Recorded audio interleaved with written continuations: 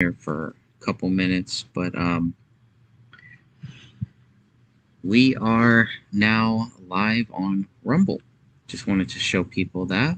So we know YouTube is YouTube, and we have some issues there, but not with this channel specifically. But I just wanted to kind of jump in. I was hoping to do some video here too, still working that out, but we'll see. Maybe in the future we'll do some stuff. But did want to let people know a few things here. I mean, what a crazy week. What a crazy week. That's all that I can say about that. There's so much happening. And as you can see, we've gotten some of the day one journal stuff. So what happened was the other day, a new member named Tony Floyd joined the group and posted this article, and then posted some photos too. And I'm kind of looking through some of that, and it seemed pretty interesting stuff. So this is, let's see, the article, the website, crowleyfamilydeaths.neocities.org. So I went there and started looking at what was being posted. What this was really wasn't a whole lot of context to it, but as you can see, it says file dump of public records as people like to play games and get territorial. I don't support your cause. So that's where all of this began. And this happened yesterday. Started looking through this stuff, and boy, there is just a lot of that. Talk about a data dump. That's accurate. So the gun photo was the first thing that shows up here.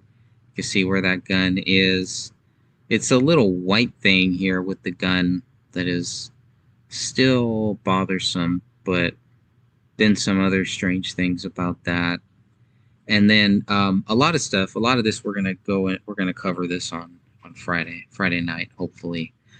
But there is just a lot of data here, a lot of stuff to go through. But it was the day one journal that really got me,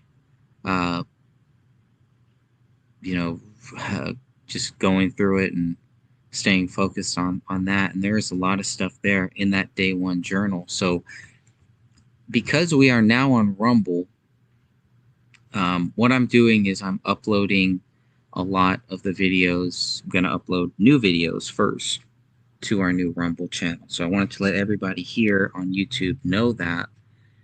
And so I believe the link is just YouTube, rumble.com / and then you go to the Gray Stage. Also, what I did is on the WordPress site, on the graystage.wordpress.com, I'll be adding the day one journal there. But I just posted something if people just want to kind of quickly follow what's going on. And so yeah, so you can see rumble.com / user / the Gray Stage. That's how you can get to the new Rumble channel. And I'm going to be posting new stuff there first. It'll all show up here on YouTube as well, but we're going to post stuff on Rumble first, especially with the day one journal stuff. And there's a lot of stuff to go through. So that's where you're going to be able to find all of the new day one journal posts that I do. So please make sure that you check that out whenever you can. And this article will hopefully make it easy for you, where you can just go to, you see I have one up, I see two.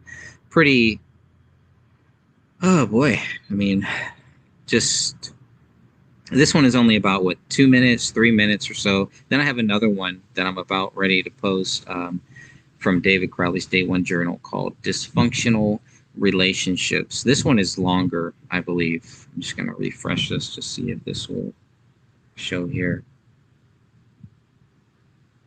And for those of you who don't like Rumble or don't want to get on Rumble, I will be posting everything here. But I just wanted to jump in here live right now while I had a little time, to just kind of let you know what is going to happen on Friday night right here on this YouTube channel. We are going to discuss um, the article, the Crowley case, the Endgame. And again, if you want to go and check that out right now, you can do that. Go to crowleyfamilydeaths.neocities.org. Based on what the person said, what Tony Floyd said, it sounds like he says, I don't support your cause. I don't know if he's talking about the group or if he's talking about the people that are playing games and that get territorial with some of this data. But what kind of bothers me is obviously the fact that there's a lot of data that we've been trying to get and have not been able to get. And here we are, we have some of that data here. So we'll be covering that more in depth this Friday. But I just wanted to let people know that if you do want to look at some of the new videos that I'm going to be posting, they will be on Rumble. So if you're on Rumble, searching for channels, just search for The Gray Stage. And I will make sure to post these videos, post the link into the Justice for David Crowley and Family Facebook group. And of course, I'll be adding the Rumble page to the Rumble channel. These are channels on Rumble. I will be adding the Rumble channel to the descriptions here. So, but one that I'm about to post next will be dysfunctional relationships, going over some of what is in David Crowley's Day One Journal, where he talks about the dysfunctional relationships. A lot of that with the Gray State goons, or these goons that thought they were David Crowley's friends, and it seems like a lot of them David Crowley did not consider friends, and he did not consider them to be honest, good people. They were people that were latching onto him. And there are some specific quotes in the Day One Journal where he calls people out, people like Sean Wright, people like Joseph Seaton. And so you'll be able, you can read all that. We're going to download this stuff, and we're going to have this so that people can download the Day One Journal and all of that, and kind of read it for yourself and decide for yourself what you think. But what I've done is just kind of give you some of my thoughts on this stuff, on some of the posts that David Crowley had in the Day One Journal. I don't know if this one is actually, this one is about 19 minutes here, and it just kind of goes through some of that stuff with the Day One Journal. So this one may have been mislabeled, but anyway, still working it out, still figuring out all of this stuff here. So there's the Day One Journal. This is and then we're going to get into the dysfunctional relationships. So that video just put up, I'm going to share it to the group, to the Gray Stage page. Just wanted to let everybody know that here. So if you do want to keep up with the case and you don't want to wait till it gets posted to YouTube, you can always just go directly to the new Rumble channel, The Gray Stage. We're going to post all of our new stuff there. So far, I'm liking Rumble. Haven't really had any problems with it. Let's see the quality. So I have to adjust the quality here just to kind of play it. That's all right. And I know the audio that you're probably hearing is coming directly from my computer right now as I'm speaking, so it may not be the best. I will be working on that too. I was trying to figure out some of these live streams. Rumble's live stream is kind of wanky because they want you to spend $25 per month for just to go live. So I don't know about that. We may just stick to YouTube with going live and everything, but we'll see. You never know. So far, YouTube has not really given the Gray Stage channel any grief or anything like that. Haven't had any problems. We get spammers and stuff like that. People who post, spam just because they're losers, and that's what losers do. You can't stop losers from doing that. That's their freedom if they want to do that. YouTube seems to have no problem with that. But actually, in the last couple of days, YouTube has been really good about blocking that stuff before it even gets through. So that's pretty cool. I can't fault them for that. But So there is just a lot of data, and there is a data dump, as you can clearly see here. The latest video that I did on YouTube, 13 minutes, covering all this stuff. I've only watched it once. I really, don't really have any interest in kind of looking at it anymore. I know that I have to. I know that I'm going to. But man, it was tough. It was tough to watch. So even though the video, the first part of this is just a video and everything is kind of blurred out, it is still hard to watch. It really is. So I don't know. You have to be the judge of that. But the video also shows, these clips, everything here does just add more to it. All we wanted was, and I asked Detective Gummer, we just wanted a photo that showed where the gun was so I could get a good understanding of how the gun was found. That's it. It was a simple thing. I was basically told the public was not going to get it, but obviously someone from the public got it, unless they, I don't understand why it's like only certain people can get it, but not us. I mean, we're the ones asking questions, right? So if the people that are asking questions can't get it, the ones who just want to act like David Crowley is guilty, even though they know he's not guilty and they know that they can never prove that he's guilty, somehow they end up with this photo here.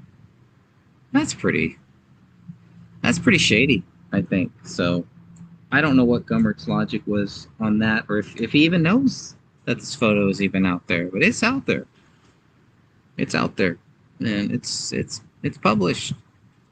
It's been published, so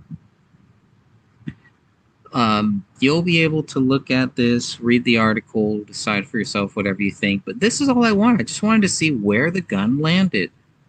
Now, this little, like we were talking about before, this little metal piece or whatever this is right here, it's kind of weird. I don't know what that's all about, but if this is a real photo of the real gun, which we're going to need Detective Gummert or the Apple Valley Police Department to verify that this is a real photo, not an altered photo, a doctored photo.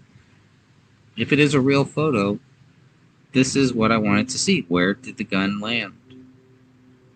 And there you go. So we were told it was more down by the knee here, down by here. But you can see in this photo where the gun is right there. So you will have to decide that for yourself, people.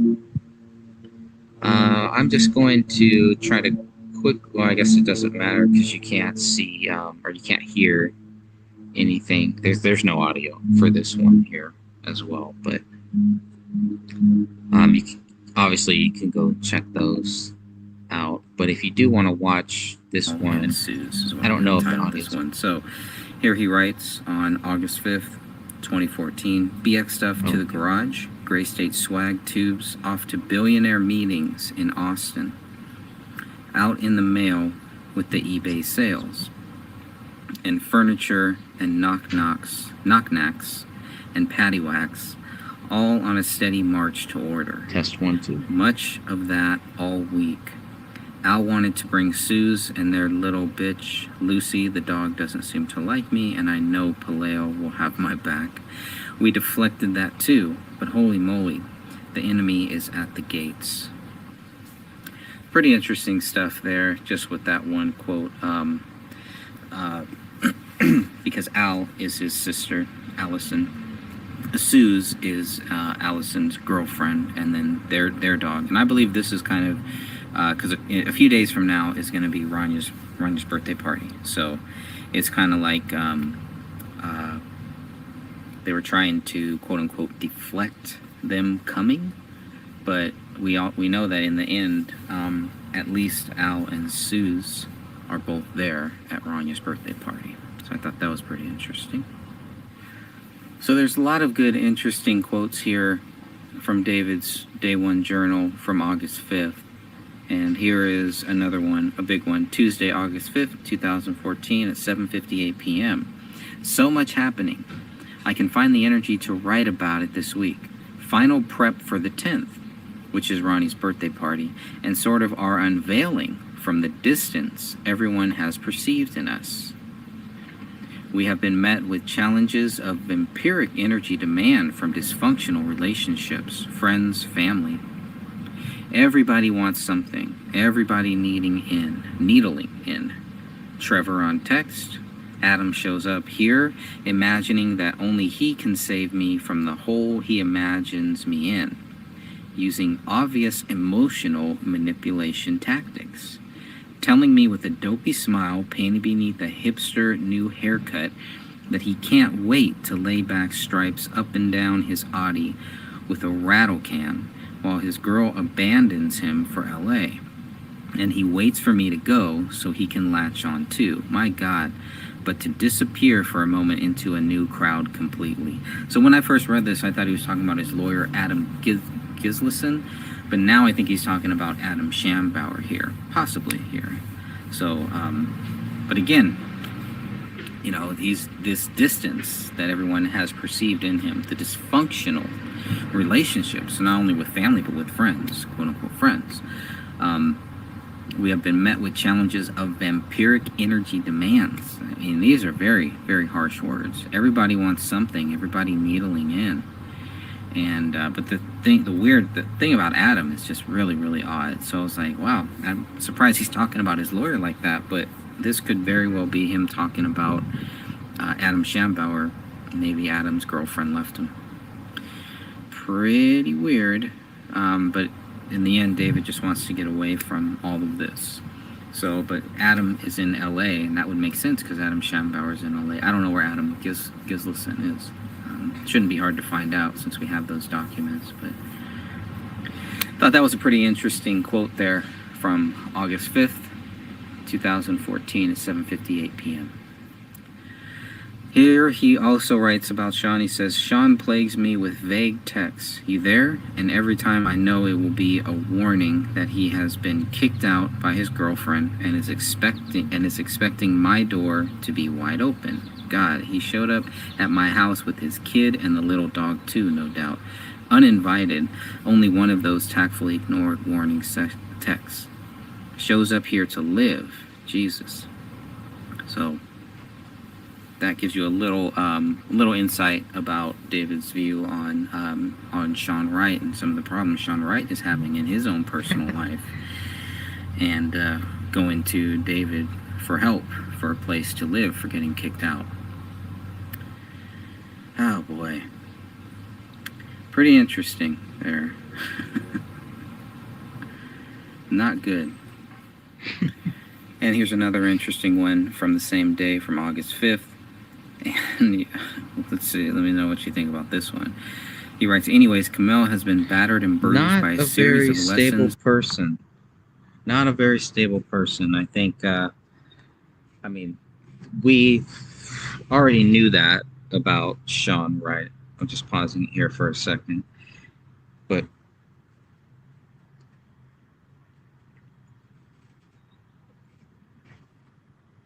he's a felon. He's a felon here. So anyone who would be a part of a group that he's in is pretty weird to me. I mean, and at the same time, we hear all the stuff about David Crowley being a domestic abuser, when that's what that's what Sean Wright is. So I don't get it. I really don't get it. There's a lot of doublespeak when it comes to people in this case, when, you know, and all of this should have just been about David Crowley, what proves him innocent, what proves him guilty. Instead, we have a bunch of weird, dysfunctional people who have made it about them, who have really made it about us. You know, it's always attacking us. It's never really just, you know, saying, okay, hey, man, here's what proves David Crowley guilty. So I'm very curious about that, because there's the games that are being played are pretty odd. So, hey, Catherine. Yeah, Catherine says, I agree. I think it's Shambauer, or however his name is spelled. Yeah, I'm kind of with you on that. I mean, usually when Adam Gislason is mentioned, when the lawyer is mentioned, he usually puts his last name. Not every time, but most of the time. So, hey, Little Bear, good to see you here. Little Bear, I know you had a comment and I think YouTube hid the comment or something. I can't find it. I can't see it. I did receive a notification on it, so I just wanted to let you know that I did not remove any comments. I don't remove any people's comments, but for some reason YouTube just does whatever it wants. So that's another reason why we're kind of moving away from YouTube. If there was a way to do live stream something like this on Rumble, I'd be all for it. So I'm looking into that. Looking into that next. Catherine also says it's an Adam that is looking to go to LA, or his girlfriend let him already for LA. Yeah, his girlfriend already went to LA and he's gonna follow her there, but she left him. There's just a lot of weird stuff going on there. So whatever Adam it is, he's got some dysfunctionality in his life too. But hey, don't we all? Don't we all have some of that? So, but it's like, if you guys are going to try to call out David Crowley and then try to call out us, man, don't be surprised when the facts show your dysfunctionality. And David Crowley's journal shows a lot of that. It shows all these people that he surrounded him with, how dysfunctional they really were. They need a real job, I think. It's really, really odd. Really, really odd. Yeah, you're right, Catherine. Yep. Things are going to get heated, I think, and it's all based on. I mean, we're just looking at some of these things, the things we're going to talk about Friday. And Catherine, I hope you'll join us if you can. We're going to be live right here on this channel, and yeah, we're just going to go line by line, kind of through this document here that was posted. So I look forward to that. I look forward to going through that. And I've been making videos, got some videos on this journal. So on the Rumble channel, that'll kind of be what we're kind of focused on. There is the journal, but it's nice to do these live things. I love interacting with people like this in this live chat. YouTube just makes it kind of hard. I think that's the only issues I'm having with YouTube, but whatever. We'll definitely work through it, and we'll just keep on pushing on. But you look at some of this stuff, and you can just kind of see it's like you finally, we've been told all these negative things about David Crowley, all these bad things about David Crowley, and then here we have David Crowley's version of it from the Day One Journal. I can see why they didn't want us to get the Day One Journal, why they tried to hide it from us. I'm glad that we have it. I think this really helped clear a lot of things. It doesn't make the goons look any better. It makes them look worse. It actually shows the stuff that we've been talking about. It factually proves some of the stuff that we've been talking about for a long time, based on the other facts, too, from David Crowley's own post. And that really was the focus, should be the focus. It should still be the focus, right? It should not be about the people who are looking into David Crowley, which apparently some people want to make it all about. They want to make it about us, including Sean, including some of these other losers who want to make it all about us instead of making it about David Crowley and what proves him guilty and what proves that he didn't do this, right? So it's all games. And I think this person, Tony Floyd, pretty much, says it correctly. People like to play games and get territorial. With a case like this, man, we're just looking for the truth. We've been doing that. We're going to continue to do that. We will address, haters from time to time. We will address that, but it's not the real focus. We're staying focused. We know that the haters want to keep us off focus. They want us to focus on them and to focus on all of these other things when the evidence is right here. So Tony Floyd pretty much lays it out here. And I'm not going to go through it now. I really want to say that till Friday. I'm kind of teasing it up here, but you can go and you can read all of the stuff that we're going to talk about here on Friday. And I backed all this up in case anything happens to this channel. So just looking at the Day One Journal stuff, man, there is enough there that just once again, it confirms all of the facts that we know. It confirms everything, and it makes sense why the haters want to keep this stuff hidden from us and why they want you to not look at this stuff unless they can twist it, unless they can, put it in their perspective. And that's the difference. is we like to just give you the documents. Here are the documents. You decide what you think, whatever you want to do with it. It's here for you. And I think that's the big difference. And I think that's one of the things that separates us from them. So, Little Bear says, what does it mean Kamel is battered and bruised? So it's a figurative thing where he says here, and I'll continue the video here in a couple minutes, but it says Kamel has been battered and bruised by a series of lessons in the past few weeks, and I'm so blinded by my own that I can't imagine to write anything down. So it's family stuff. Kamel and her family, they're having a lot of disagreements about Kamel's mom, the cancer, all of that. So yeah, that's what Catherine says. Her family's given her a lot of hard time. She spent a lot of time crying and arguing with her sister and father. It's in the Day One Journal. Yeah, it's all in the Day One Journal. So we're gonna put that up in the group files, and I'll put it up on my website so people can read it in the proper context that David Crowley intended. Reading through some of this Day One Journal stuff too, some of it is in the Sloppumentary, and you can totally tell that they've taken it out of context. They've taken his own words, taken his own stuff, and put it completely out of context to make him sound crazy. That's what crazy people do. They try to make other people sound crazy. So there you go. You have to consider the source. So I'm going to continue on a little bit with this video here because there's still some more time ahead. It's the past few weeks, and I'm so blinded by my own that I can't manage to write anything down. Hey, Tony. Yes, Turned Tony, a dreadful job offer into a flowering opportunity. Proper family stickiness cleansed off, and Ronnie is starting out at Cypress soon. That's the school, the Cypress School. A very appropriate place for Ronnie. And to come home from school to dusty Uncle Sean and his ceaselessly hooting urchin at a home ravaging our abode, while we go out to work for it. That's pretty interesting. So at this point, I guess Sean Wright is living with them here on October 5th, or right around that time, or he's just there, hanging out there. But, for Ronnie to come home from school to dusty Uncle Sean and his ceaselessly hooching urchin, the dog, Sean's dog, at home ravaging our abode while we go out to work for it. Doesn't sound like he's too happy with Sean at that point, does it? August 9th, the Gray State guys. Here we go. Whoops. Danny is coming. I have to convince him to sign away an empire. Sean is coming with his kid, and he gets to ask me why he's not allowed to live here. What a week.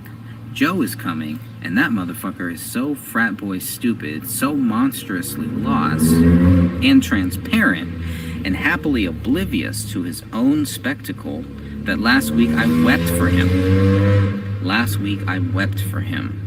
Some of his words were so far from understanding that I folded my hands and wept tears for him in a moment of total clarity and commiseration for his tiny mind. Oof, lot to, as Dan Hennon would say. I do want to talk. I think he's talking about Joseph Seaton there. That's what it sounds like. So he's talking about Joseph Seaton, and Joseph Seaton was part of the Sloppumentary. So again, it's like all of these guys that are in Eric Nelson's A Gray State film, all battering David, all slandering him, all accusing him of a double murder suicide. And look at the way that David, read, I guess, not listen, but really read the way that David is talking about these guys. These are the guys that are in the Sloppumentary? Say a lot to unpack there. Danny is coming. So this is August 9th, the day before Ranya's birthday party on August 10th. I believe Ranya was born on August 8th, 2009. Maybe August 6th. Could have that wrong. Regardless, the party is set to happen on August 10th. coincidentally, there's really no post that I see here in the Day One Journal for August 10th, and he's busy. But this quote has really helped me try to get a better understanding of what is the real relationship like. Because if you watch the Sloppymentary, if you listen to the way Danny Mason, the way Sean, the way Joe, and the way Adam Schambauer, the way that they all talk about Joe Seaton, the way that they all talk about David, it's just like came out of the blue or something, or David was distancing himself. But here we have some of the reasons why, and David is trying to get away from all of this drama, and these guys are bringing all of this drama to him, all of their personal problems to him. Well, he's really trying to focus on this Hollywood deal. That is his focus. It doesn't really seem like these other guys really are, but Danny is coming. I have to convince him to sign away an empire. Pretty interesting there. Sean is coming with his kid, and he gets to ask me why he's not allowed to live here. I mean, ridiculous. But then it gets even worse when he's talking about Joseph Seaton. Joe is coming, and he's just like, the guy just seems clueless. So bad that it's David cried for him, and David definitely has a soft spot for Joseph Seaton. I mean, they serve together, so that's understandable. But it's pretty interesting to hear that. It's like, wow, okay, I thought they were a lot closer than that. But after reading some of this stuff in the Day One Journal, now I think the way that Sean tried to make himself seem close to David, I don't think David was. David wanted to be close to Sean, to Seaton, obviously not to Danny Mason, and to one of the Adams. I don't know if it's his lawyer or not, but it sounds like he's pretty dependent on his lawyer. And here, a few more things here from August 9th. Here he says, after tomorrow, we plan to retreat to summer bliss. So they're prepping for all of this. They're prepping to distance themselves away from all of these people here. It's a big hurrah, big thing with everybody coming there. And then after that, kind of looks like he's going to really distance himself from them. It says, after tomorrow, we plan to retreat to summer bliss, 2 to 4 bowls each per day, slowly and lovingly tearing down the entrapments of our past lives and building fresh ones. By fall, we will be new. Very critical statement right there. By fall, we will be new. And we all know what his plans are for the fall and for everything like that. New, not dead. Take it for what it's worth. And another one from August 9th, where he says, and over all of this hangs the world spinning. Thought that any moment this movie deal could get signed and we could become upper class. Well, I found out we bought the house the day of the martial law shoot. Maybe I'll get a nice call during the party. So, bought the house during the martial. Found out we bought the house the day of the martial law shoot. That's pretty interesting. I was like, well, they bought another house, but he could be talking about the house that they have now in Apple Valley, Minnesota. But I just thought that was pretty interesting that he's waiting here, and if the deal goes through, he may consider himself upper class. And then on August 11th, things get really heated here regarding Joseph Seaton, where he says, Joe is a douchebag, as I put it, an asshole that doesn't know it's an asshole. Mom and Dad were great. Dan and Alan Sue's the only time the whole family has been together since our wedding reception in '08, and Ronnie and Sue's weren't around then. Big, pleasant affair. Well, why not? We throw a fun, non-dramatic party. So it's kind of like a recap, because there's no post for August 10th here when the party happened, but August 11th, this kind of like gives you the recap of the party. So aside from Joe, it sounded like everything went pretty good. Joe is a douchebag, so I just thought that was funny. This just seems like a guy who doesn't really know, it's kind of clueless and doesn't really know his own place in reality. I don't know the best way to describe it, but whatever it is, there's definitely the tension is mounting, the tension is growing. between David and Joseph Seaton. Joseph Seaton may not even know it, but it's coming. All right, so here's a good one from September 8th. The universe may want me to destroy Danny Mason since he has given indication that he wants to stand in my way. What a fool. The garage sale is finally over and I can recover from the madness. It was a fun time, in fact, and we got to meet many of the neighbors. Good impressions all around. Sold 5.5K worth. Wow, I sold over $5,000. Then had the idea, why didn't I try to package it as a business model with assets for sale? Could have tripled my money like a boss if I found the right investors.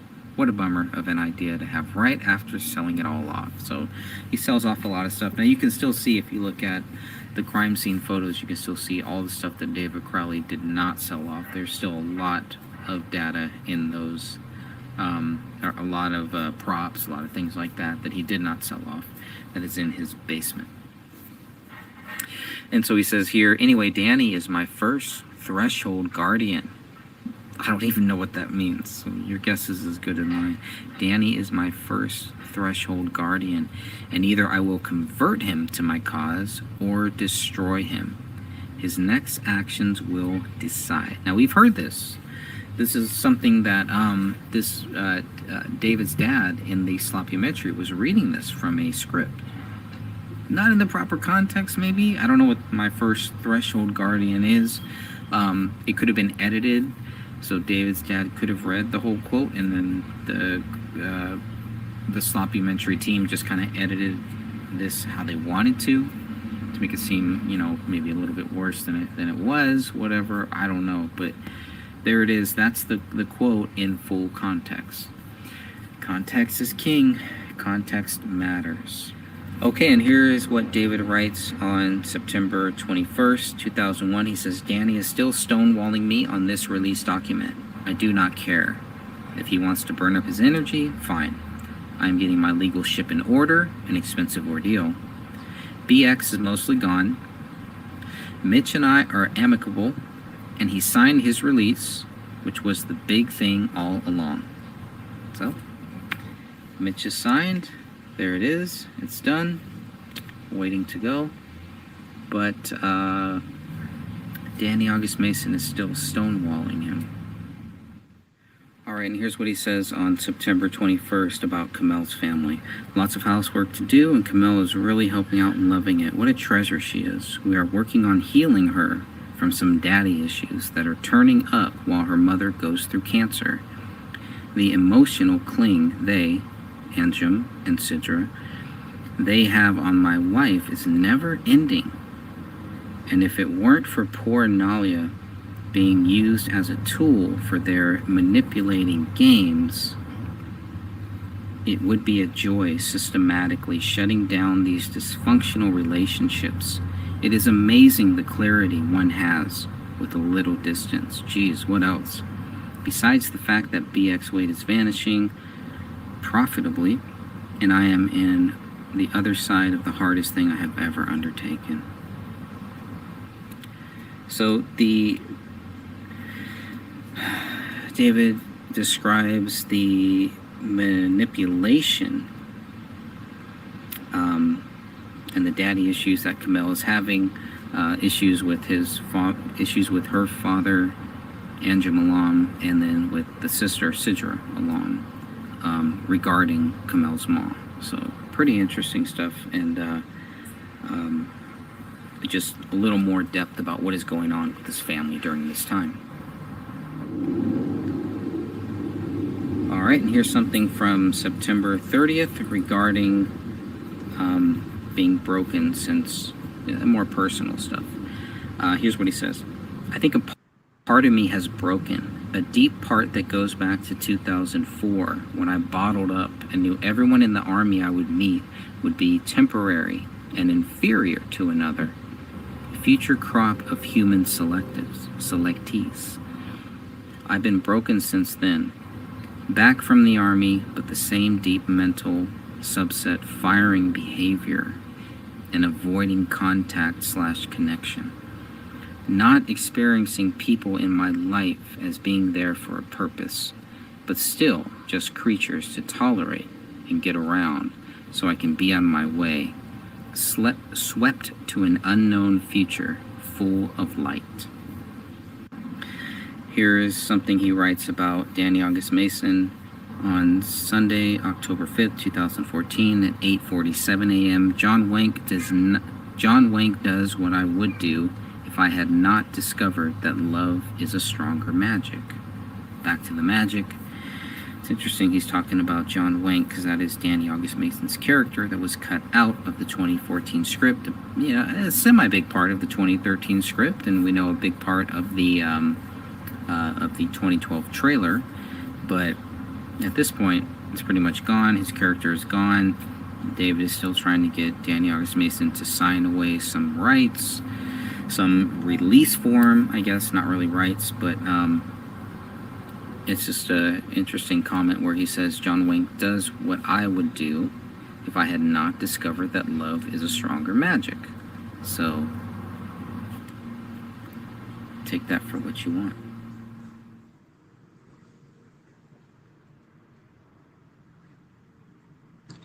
All right, and I just wanted to kind of throw this out there too because Ross is in the live chat right now. Planet X Filmworks. So make sure you go and check out that YouTube channel because they have a lot of great stuff on tons of different topics. Love to get on there, talk more about the wrestling, but he's done some great stuff on the Zodiac stuff too. So hopefully I'll have something, Ross, that I can send you. But this Sunday on I think 2 p.m. Ross, I believe that's when we're doing it on the YouTube channel Planet X Filmworks. We are going to discuss David Crowley's 2013 script. So if you have not looked at David Crowley's 2013 script, you can go to thegraystage.wordpress.com. You don't need the caps. And you can actually look at that and download that and read it for yourself. So here is the Gray State 2013 script. Read that. We're going to do a deep dive on Ross's channel last time, 2 p.m. because Pacific time this Sunday. I'm going to see if I can go to your channel here. Let's see. Planet X Filmworks. X Filmworks. And there it is. Should be the first one, pops right up. Lots of great stuff on the Zodiac. So if you've been interested in the Zodiac Killer, he's got some very, very good stuff on there. So, man, I'm so fascinated since I saw the movie with Robert Downey Jr. And of course, you know, it is a movie. I've read the books, but the Zodiac Killer, I believe there are more than one killer, more than one Zodiacs. But Ross has done some great deep dives into that, so please make sure that you check that out. Make sure that you subscribe to his channel because this Sunday we're going to go live and we are going to talk about David Crowley's 2013 script. On that same channel, you can find our discussion where we talk about David Crowley's 2014 script, and that was an awesome one. We kind of teased the 2013 one, but the way when I was chatting with Ross, the way that I described it is if you look at David Crowley's 2014 script, it's like a Tom Clancy film. If you look at the 2013 script, the 2014 script is like a Tom Clancy script. The way that the 2013 script reads, it's like a Stephen King film. Two completely different films. So I don't want to interject too much on that. I'm trying to stay kind of calm about that. But please make sure that you go in and you subscribe to his channel because that's where it's going to air. And I don't know how long we'll go. Maybe 1 week. 1 week. Yeah, let's go for 1 week. We'll go for 1 hour, maybe 2 hours. But we'll definitely take a deep dive into that script. The 2013 script is like a paranormal venture. I don't know how to describe it too much, and I've been trying to hold back because I know a lot of people haven't had time to read it yet, but We're going to act like you have read it. And so when we talk about it Sunday, it's pretty much, there's going to be a lot of spoilers. I'm going to tell you that right now. There's going to be a lot of spoilers that we're going to have about it. So I don't know. If we find out that a lot of people that are going to tune in have not read it yet, maybe I'll keep it spoiler free. So let me know if you have not read it yet. If you have not read the 2013 script, we may do I may want to keep it more of a spoiler free type thing. But the Bohemian Grove is in there. I'll tell you that. And that was one of the things that I got really tripped out when I found out about that. There's some paranormal stuff that's in there. The police state stuff is in there, not as much as I was expecting, really. It is more of like a spiritual or anti-spiritual journey. So, yikes. Yeah, 1 week, right, Captain? Yeah, Little Bear, I hope you're able to join us for that. Yeah, read up for the deep dive. That's right, because we're going to take a very deep dive in that one. And I'm really looking forward to it. There's just so much to cover, so much to go through. And I think what I'm going to do right now is kind of go back and if you have not seen this, if you don't want to see this, please, I'm not going to stay on too much longer. So feel free to go ahead and exit out of this stream. But this was a very important post, and what is shared here, what you're about to see, these 13 minutes, you're going to see the video that is blurred out, so the bodies on the ground or the bodies in the living room are blurred out. But this is the BCA video that Tony Floyd was able to get. He shared it in the group. We backed it up. We have it, and I want to share it with you here now. So this is not for the faint of heart. This video, if I made it 18 and up. I don't know if that was really necessary or not. A lot of the images were more disturbing than the actual video. The video just kind of gives you a good idea of what they looked at when they walked through the house, and you can see that it was dark. A few things I don't want to talk about yet about the video, but it was dark. And I guess I'll just play it here, and I'll be back in about 13 minutes and 30 seconds.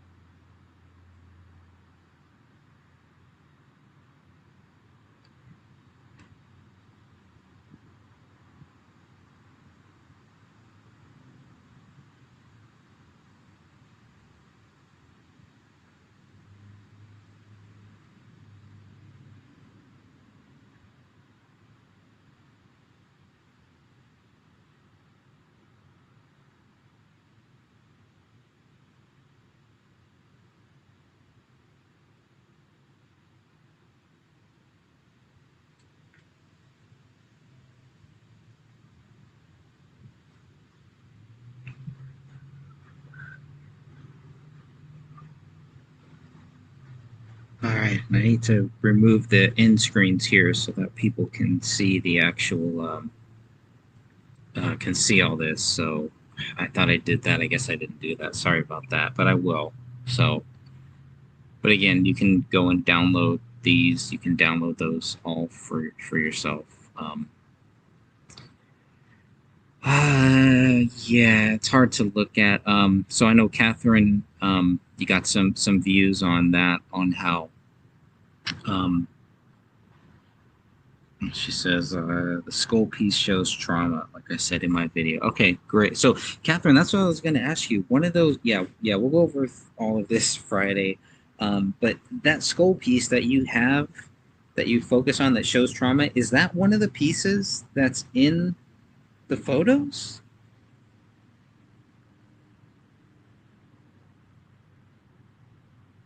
William says the decomps are all over the place, from what I can see, which is not what the narrative attempts to show. Yeah. Catherine says yes. Okay. That's good to know, because that skull piece was one of the pieces that I was looking for to see if that was a part of what we're seeing here. Yeah, so many thoughts, so many questions here. So, Catherine, based on that, what does it look like? I mean, decomp, can you get a sense of the decomp? I mean, is the ME reports, or the autopsy reports, what they say about the decomp, is that accurate based on what we're seeing here? Or? She says, it appears to be a bit cleaned up or something, but yes, I do believe it is there. Okay, so that skull piece is cleaned up, but it is a part of that. Okay, that's very interesting. Bottom row, lower right, second from the end. Bottom row, lower right, second from the end. Yes, even the autopsy reports show early to moderate decomposition.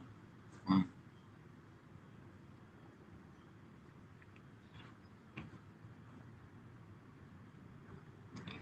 Looks like they got some problems there.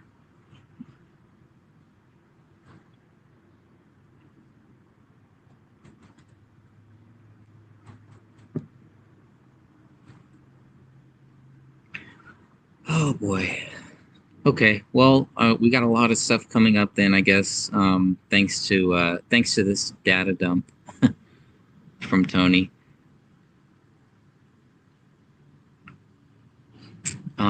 Yeah, we have Friday night, 9 p.m. right here on this channel, and then of course we'll be live again Sunday on Planet X Filmworks, and we'll be going through David Crowley's 2013 script. And you never know. If you are not subscribed to this channel, it's probably a good idea to be subscribed here. And if you're not on Rumble, I'll still post on the website, on my website, thegraystage.wordpress.com, so you can just quickly watch all of David's Day One Journal videos that I'm going to be making and releasing. I'll put all of those here. I tried to embed the video, but it didn't work, so all I could do is put some text and make the hyperlink, but I'm still trying to figure out a way to, without paying money, because that's what WordPress wants me to do. They want me to pay money so that you can just see the video here and click on it, similar to how YouTube works. So I'll figure that out and see what the best option is there. But for right now, you can go to my website, and if you click, find videos about David Crowley here, it'll redirect you to the Rumble page that we have, to the Rumble channel that we have, or I will post all of the links to the videos, and you can just click on the link and you can watch them here. So I'll try to make it easy for you about the whole Rumble issue here. So I've only got 1, 2, 3, 4 posted so far, but I will get some more posted up there. And I have a lot of videos that I'm going to be adding to the Rumble. And then eventually I'll be adding them all here. I may just add all of those as just one video here. I want to make it as easy for people as possible. Still trying to figure out, sometimes it's easier for people to watch a short video than to watch a long 2-hour video of everything. So we'll see. We'll see how all of that works. But if you do want to get some more thoughts on this, if you want to hear some of my thoughts on David Crowley's Day One Journal, best place to do that is at our new Rumble channel right here. So I'm gonna go ahead, and my battery is not dead yet, so I'm gonna play this little video here. This is a preview. We do have a podcast. Remember, we have the new podcast every month, so the first of every month. So on September 1st, we are going to cover the exceptionally cleared theory from my book, The Gray Stage. So that will be the next podcast video. I made this little preview video. It ended up being about 17 minutes, so it's not as short as, as I thought it was going to be. But I'm going to go ahead and play that here, and I will be back as long as the battery does not die.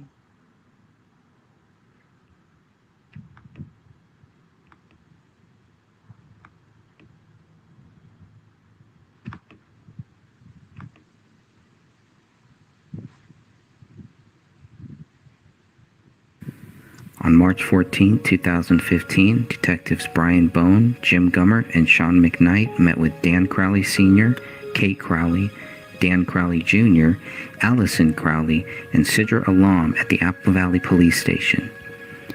We presented the facts of the case to the family as of that date, Detective Bone reported. No details or information were withheld.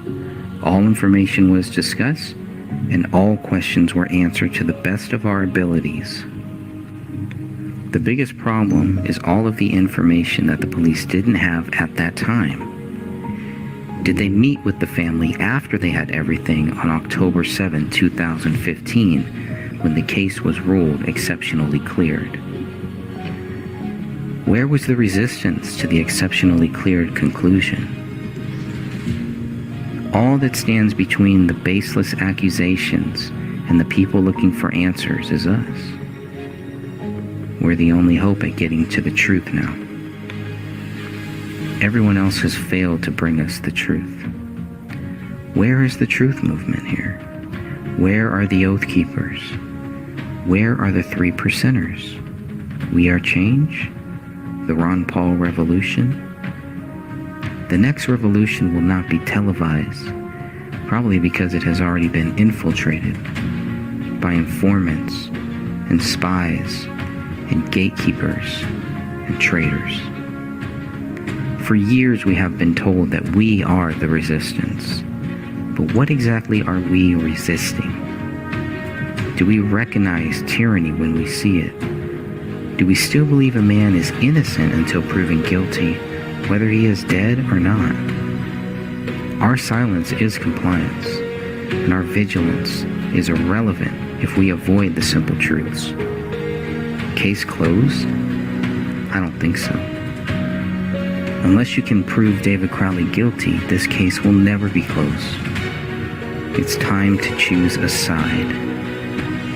A long time ago, the Gray State trailer told you you need to stand now or kneel forever. Today I am reminding you to stand now for David Crowley and his family, and keep standing or kneel forever and drown in a pool of shame. Those who panic and those who lie fade away first. Those who support getting justice for David, Kamel, and Rania Crowley will stand forever. Do not resist, in truth persist. Do not stray into the night, stand in the light. You have nothing to fear when you keep Jesus Christ near.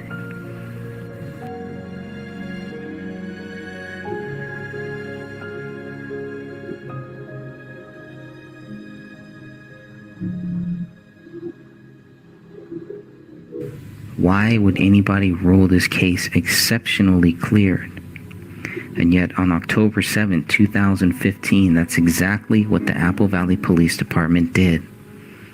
With everything that they had, knowing all that they knew, and they still closed the case and tried to lead everyone to think that David Crowley was a murderer, a child killer, a domestic abuser, someone who snapped and went crazy. One of the biggest questions that I get all the time, well, if David didn't do it, then who did? It's a fair question. I would also answer that with a question, I guess. If David did it, where's the evidence? Is one question more valid than the other? I believe so. I don't believe we have to prove somebody else did this to prove David Crowley didn't do this. I think they're two separate questions, both very important, both questions that need to be answered. But if we cannot answer the first question, which is what proves David Crowley guilty, then we have to understand that that means he's not guilty. And yes, that means someone else is. But are we to believe that if we can't find who the real killer or killers are here, then we just accept the accusations against David Crowley? That doesn't seem right to me. That doesn't seem fair. That doesn't seem logical, in the words of Spock. It doesn't seem rational. It's definitely not the way that this country is supposed to work. If we're innocent until proven guilty, then we need to respect that. Law enforcement needs to respect that and to enforce that. It's a big responsibility to accuse somebody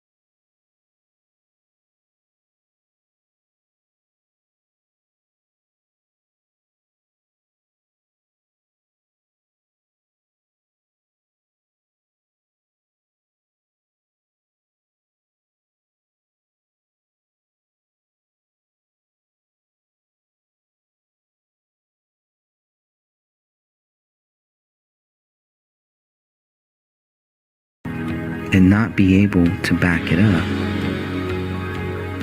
What is it based on? What are the accusations against David Crowley based on?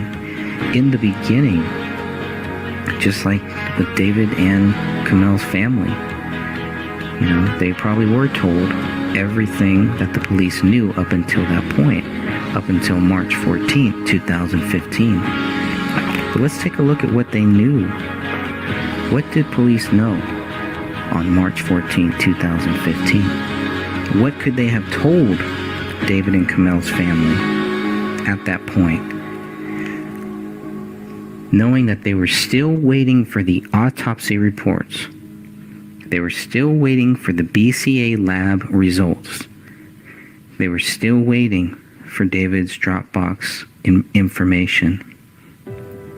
It wasn't even until March 24th, 2015 that Detective Brian Bone received a copy of those autopsy reports.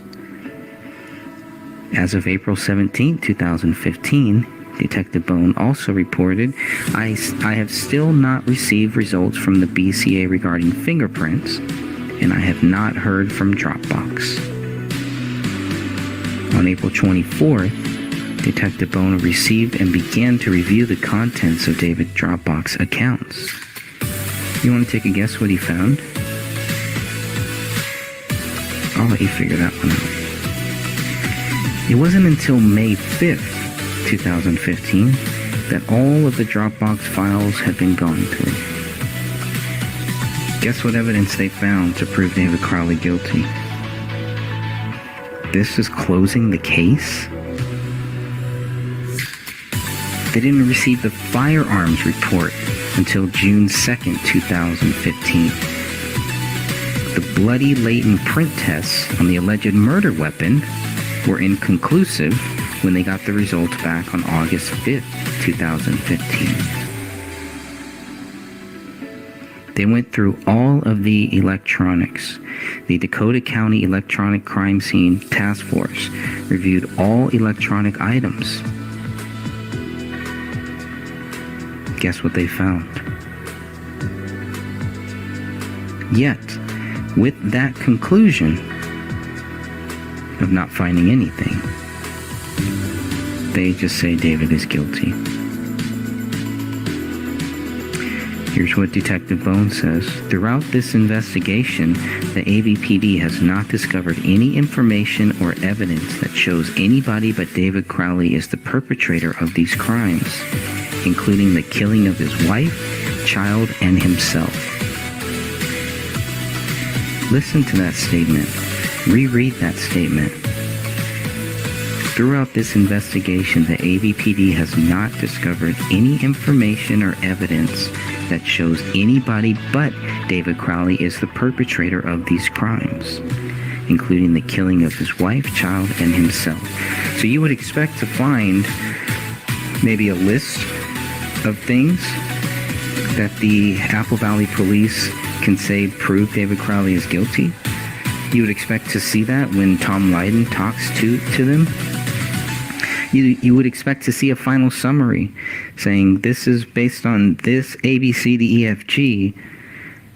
This is why David Crowley is guilty. What they're really saying is because we couldn't find A, B, C, D, E, F, G, and because we couldn't find A, B, C, D, E, F, G for anybody else, David Crowley is guilty. You see how twisted that sounds? See how dumb they think we are? You see how easily some people can be tricked, can be fooled, can be led blindly to believe something that is not true.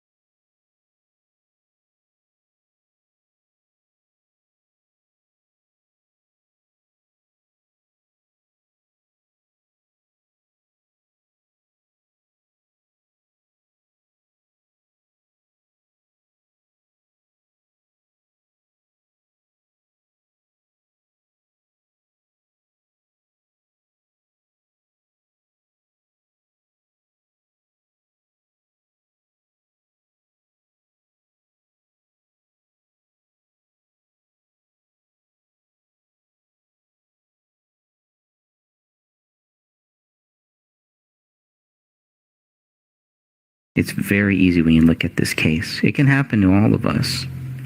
But if it happened to you, it's time to rethink your view on David Crowley, to rethink your view on this case. Choose a side and choose wisely.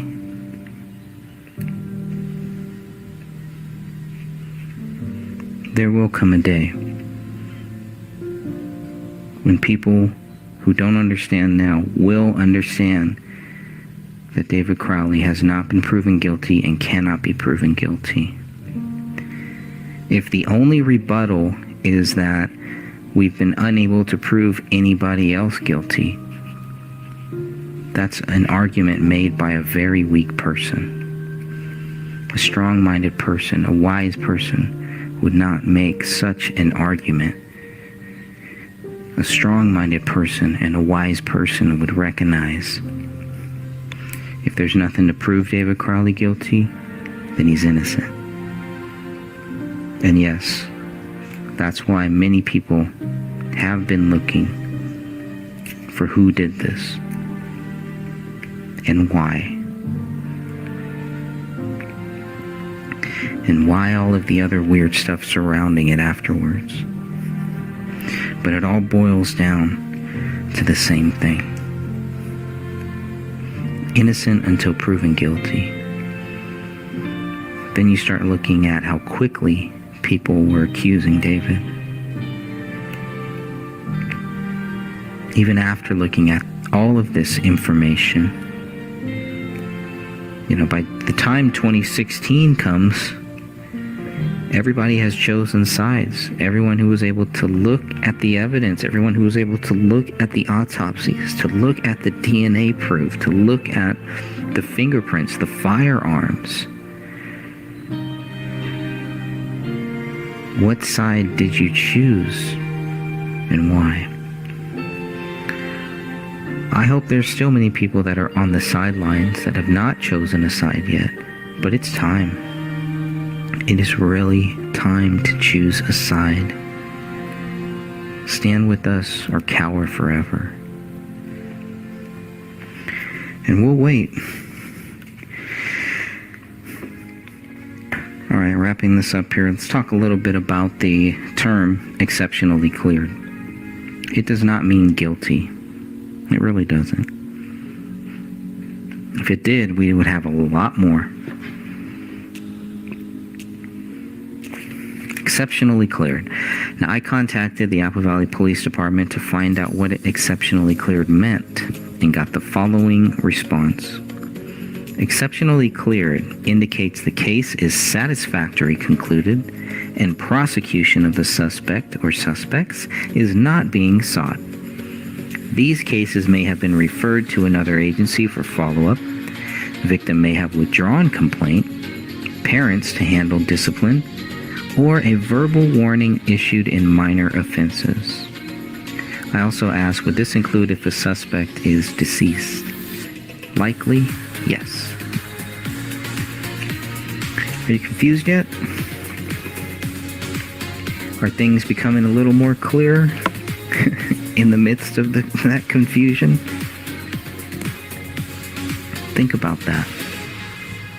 Think about where we are, why we're here, and how it really doesn't take much effort to keep understanding, to keep on this case, and to keep reminding people and letting new people know there's nothing to prove David guilty. He is innocent. Who can declare that he's not? Who can prove that he's not? The burden of proof is there. I mean, that's where it needs to be. If you're going to accuse David Crowley, you have to be able to back it up, or you just look foolish. And you have shown your hand. You've shown your true colors. Unless you're scared. Unless you're scared of something or somebody or some power. Doesn't make sense to me why you would assume David Crowley is guilty and stick to it. Enjoy the silence, I suppose. I don't know how you could enjoy it.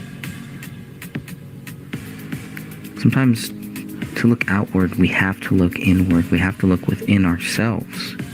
With a case like this, you do have to look within yourself. What type of a person do you want to be? What type of a human do you want to be?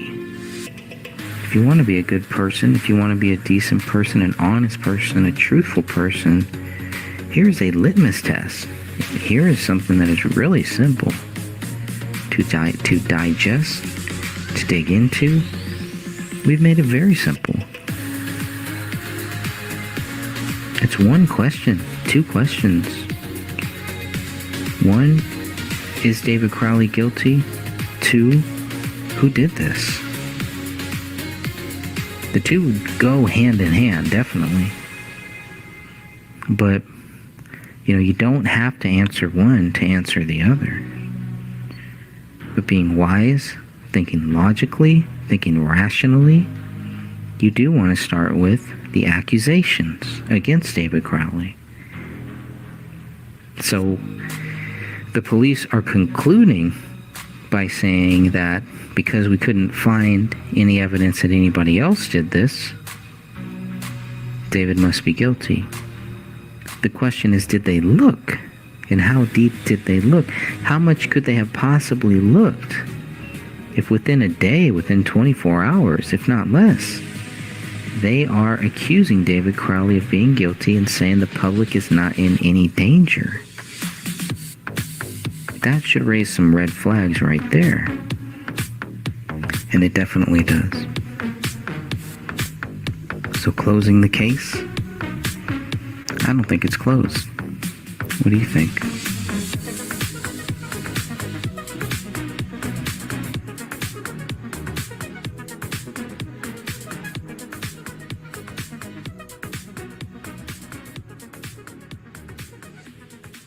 Say hi, Mommy. Hey, Mommy. Okay, now we're gonna do the spin, okay? Okay, let's spin. Ready? Set. Go! Ah, it's so spinny. Oh, you don't like it as much as last time, huh? It's fun, Daddy. You like it? Is it fun? Yeah? Ah! Oh. Ah! It's too spinny.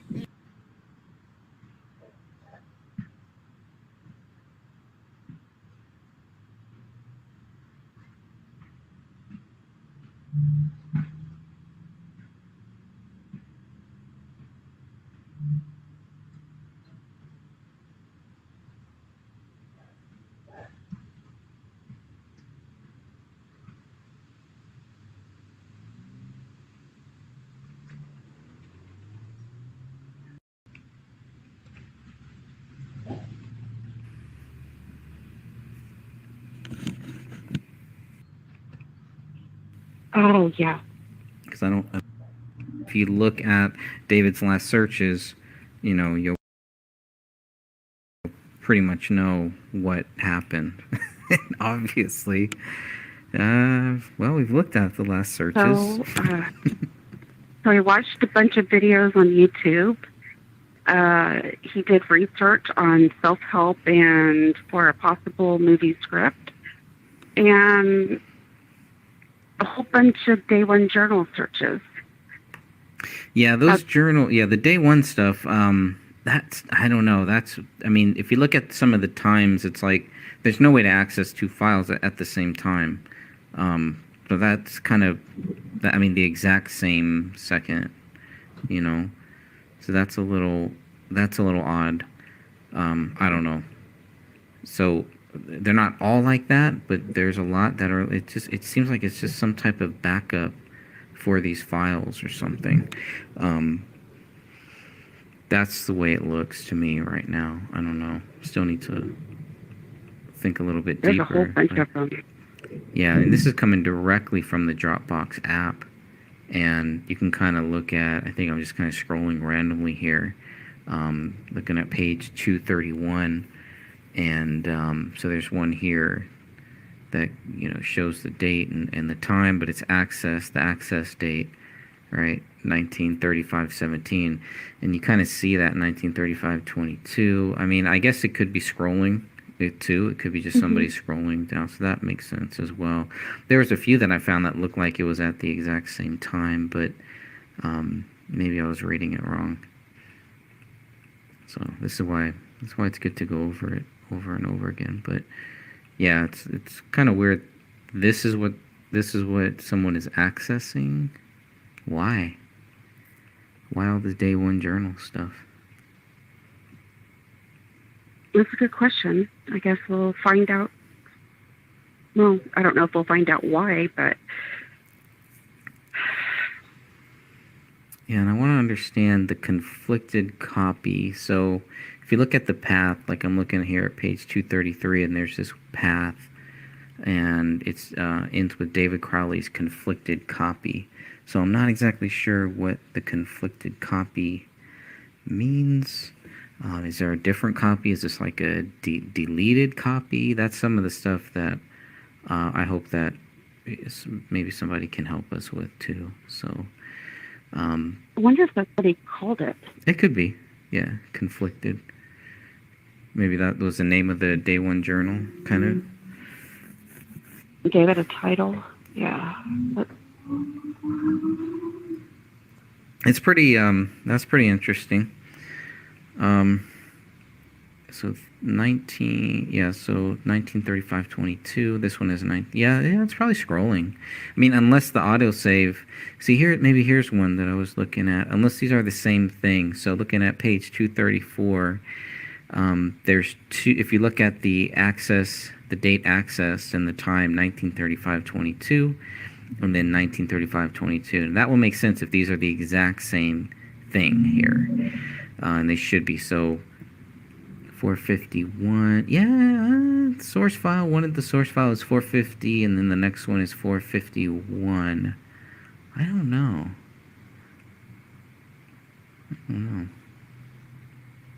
Stuff like that is what kind of makes me, wonder about the whole backing up thing. But it's really interesting stuff here. But for Mason Hendricks, I think some of the stuff he was talking about, what he was really talking about, is the searches. Like I think the first 30 or 40 pages really have the searches. It seems like the rest is just like the day one journal. mm-hmm. So, but he was talking about David. Looking at, let's say, satanic verses, the Dark Lord, or something like that, right? I'm going to go to some of that stuff. Yeah,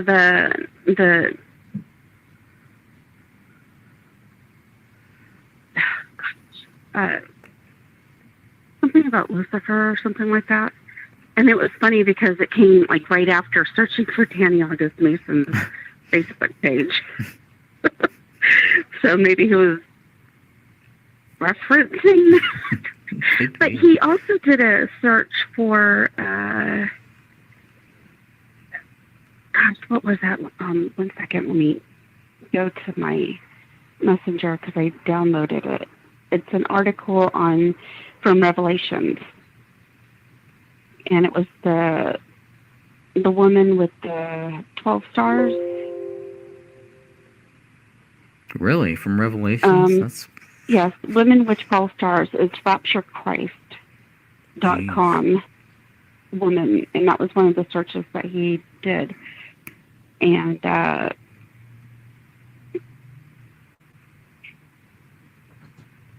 then she is giving birth to the Messiah, Revelation 12:2.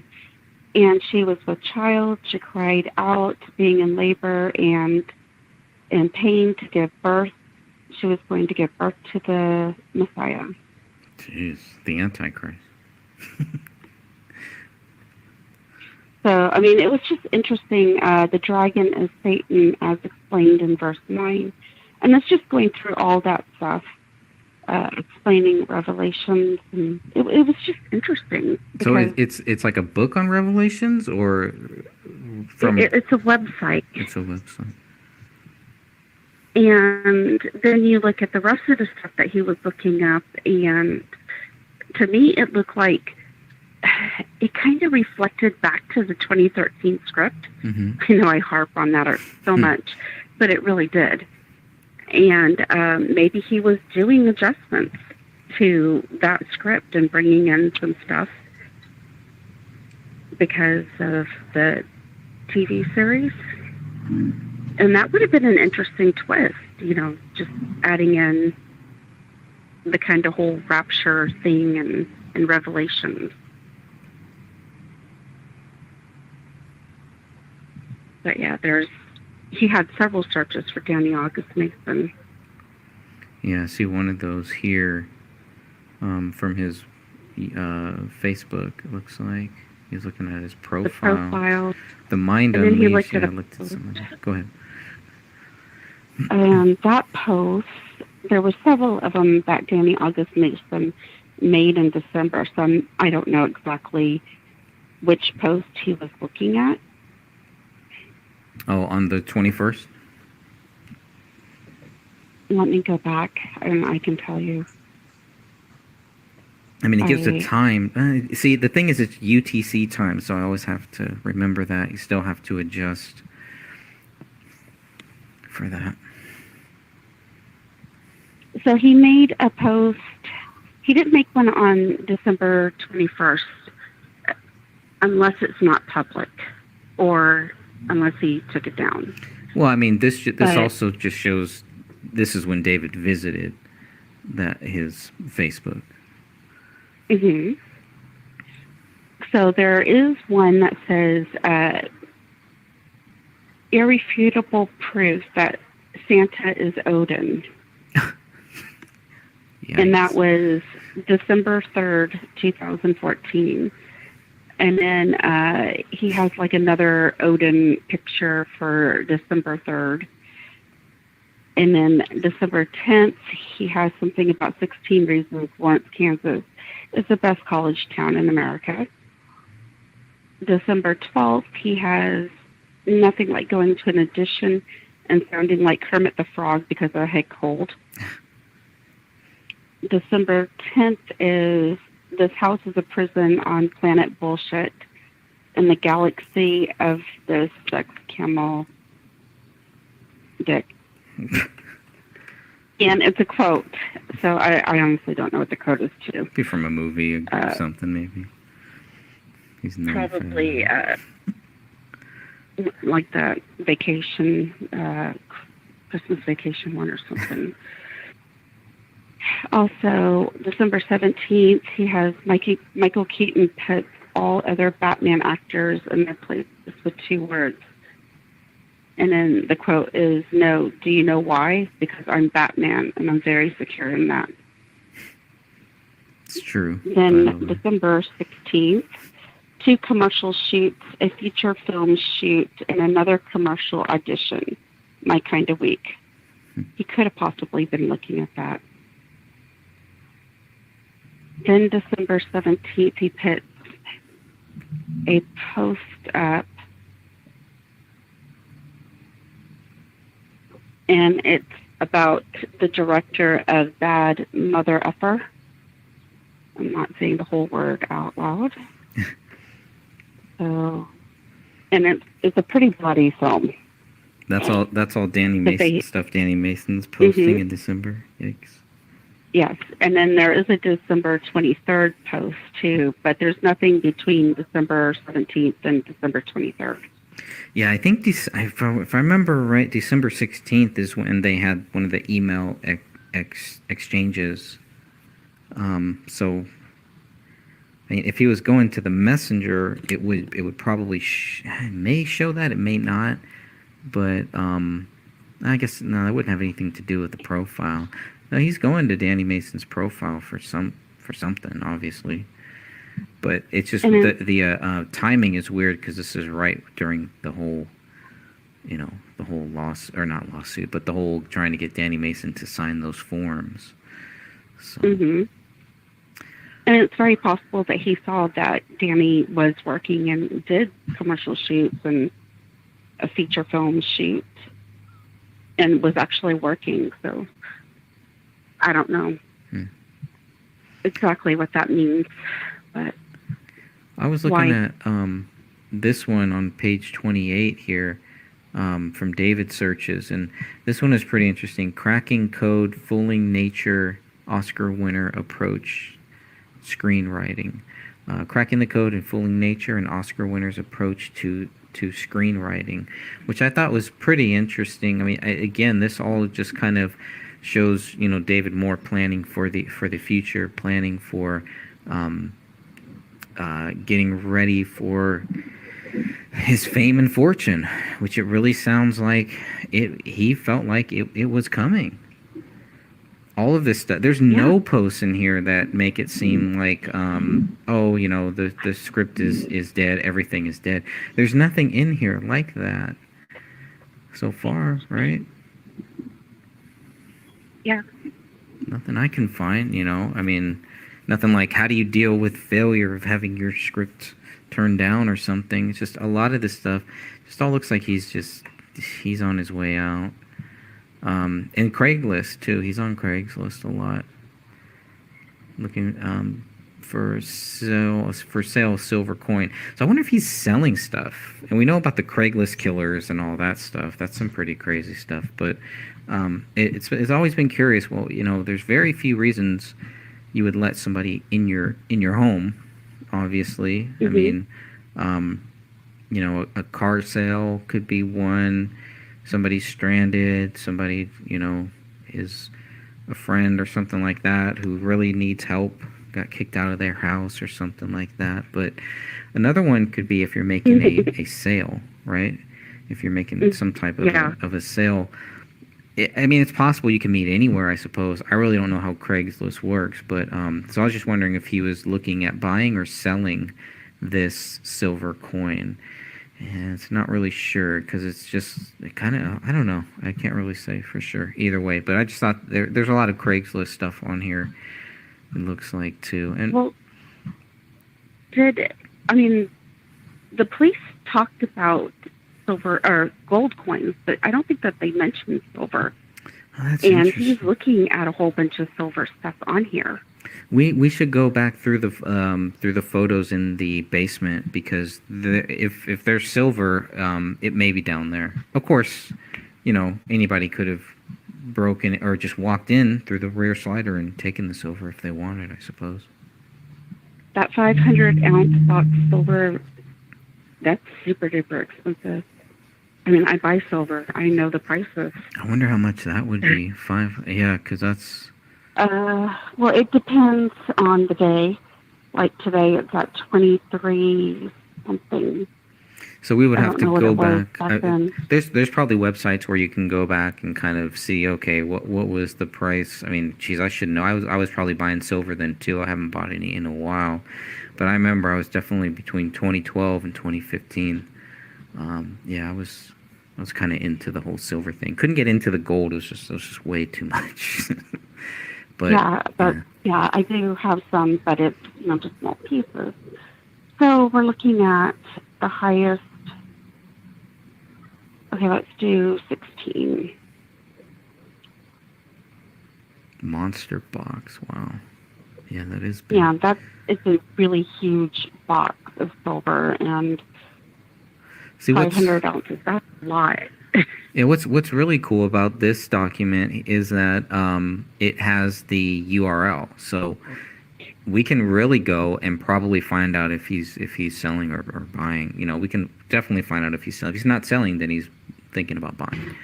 But either this is his thing, or and you know what? It says DT. No, it says CLT, not DT. Yeah, I'd be curious. We could. That's about. Go ahead. Oh, that was $8,000 worth back in 2014. Okay, that's a good chunk of change there. So I wonder if he's thinking about buying. There would be some withdrawals or some transactions, something like that you'd see, right?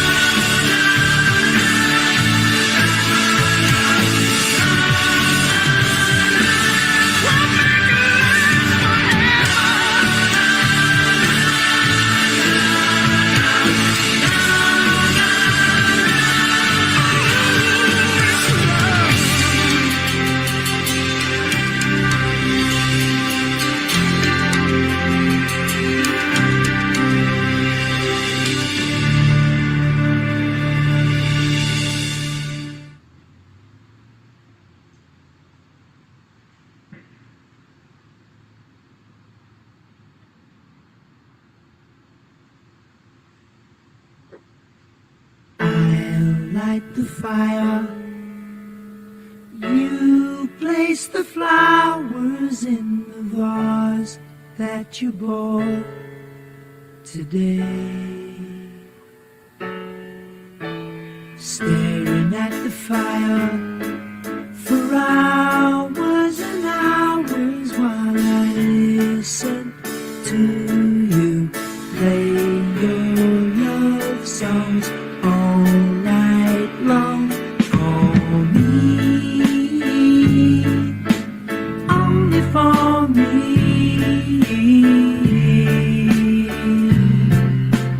Come to me now and rest your head for just 5 minutes. Everything is done.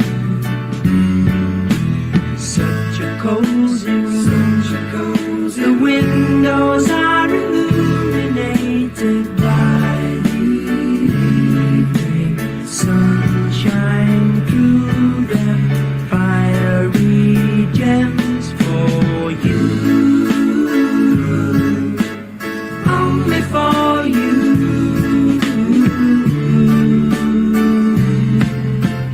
Our house is a very, very, very fine house with 2 cats in the yard. Life used to be so hard. Now everything is easy 'cause of you. And la la la la la la la la la la la la la la la la la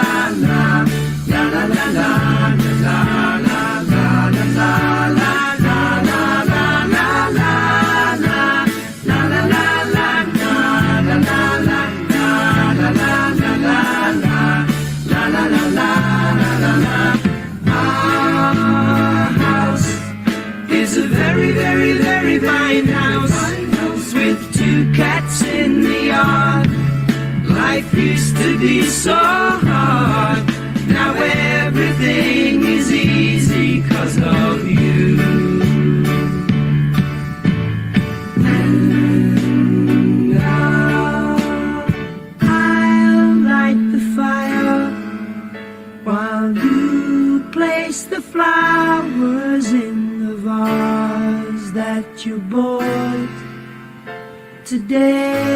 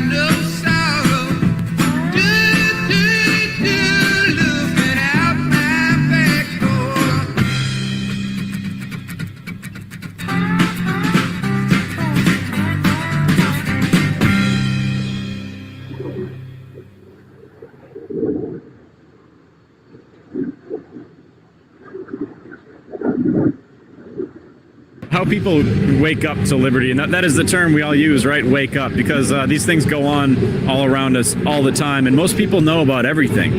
Any one of these issues, you ask anyone, they've heard about it to some degree, but it requires sort of an awakening context by which they can establish the difference between that reality and the one that they live in.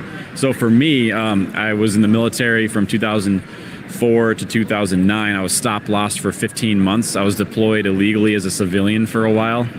So I know what it's like to be a number on a page, and I've seen what our military is capable of when it thinks it's peacekeeping. I've seen the division between the military being used as a blunt instrument of foreign policy, as it should, and being a domestic police force, which it shouldn't. And so I have seen the context, I've seen the contrasts between one reality and the other, and basically it was my military experience that helped me to decide and value liberty. I mean, liberty is a real thing, and it's being threatened, and it's not defined by our creature comforts. There's some other thing that goes on, and it's about freedom, really. And are we free? And once you have that context by which to describe what I call the gray state, that's what the gray state is, then you can begin to wake up to your reality and say, hey, this stuff isn't right.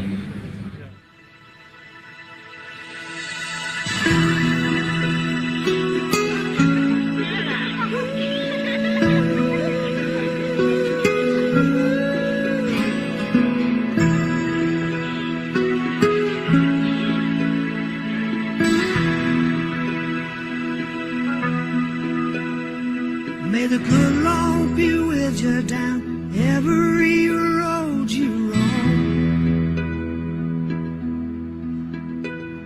and may sunshine and happiness surround you when you're far from home,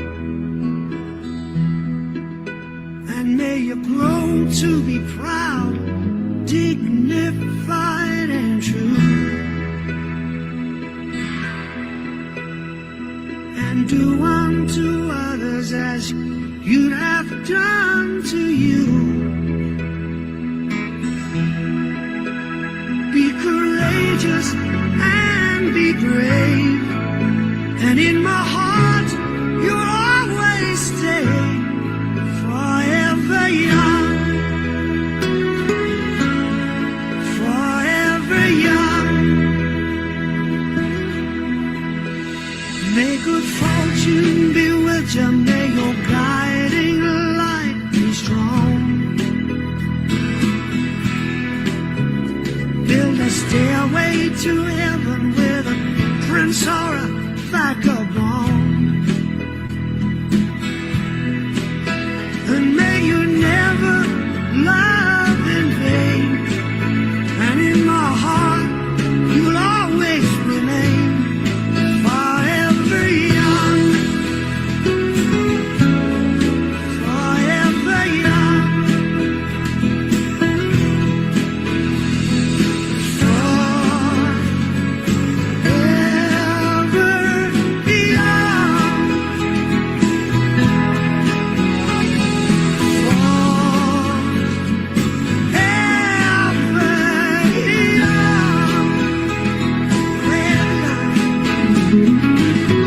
Anyone who opens their eyes to this material has that month or so when they're just afraid, and they go outside and they're like, it's going to happen tomorrow. Look at all these fools. They don't know what's coming. And it's like, you're just afraid of everything. I got over that like everyone else does. And I realized, well, there's some time at least. And so I was able to, bury myself in the film effort and really try to craft that narrative out of the mess that I was researching.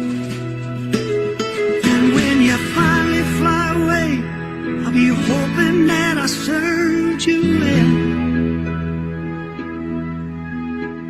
for all the wisdom of a lifetime no one can ever tell.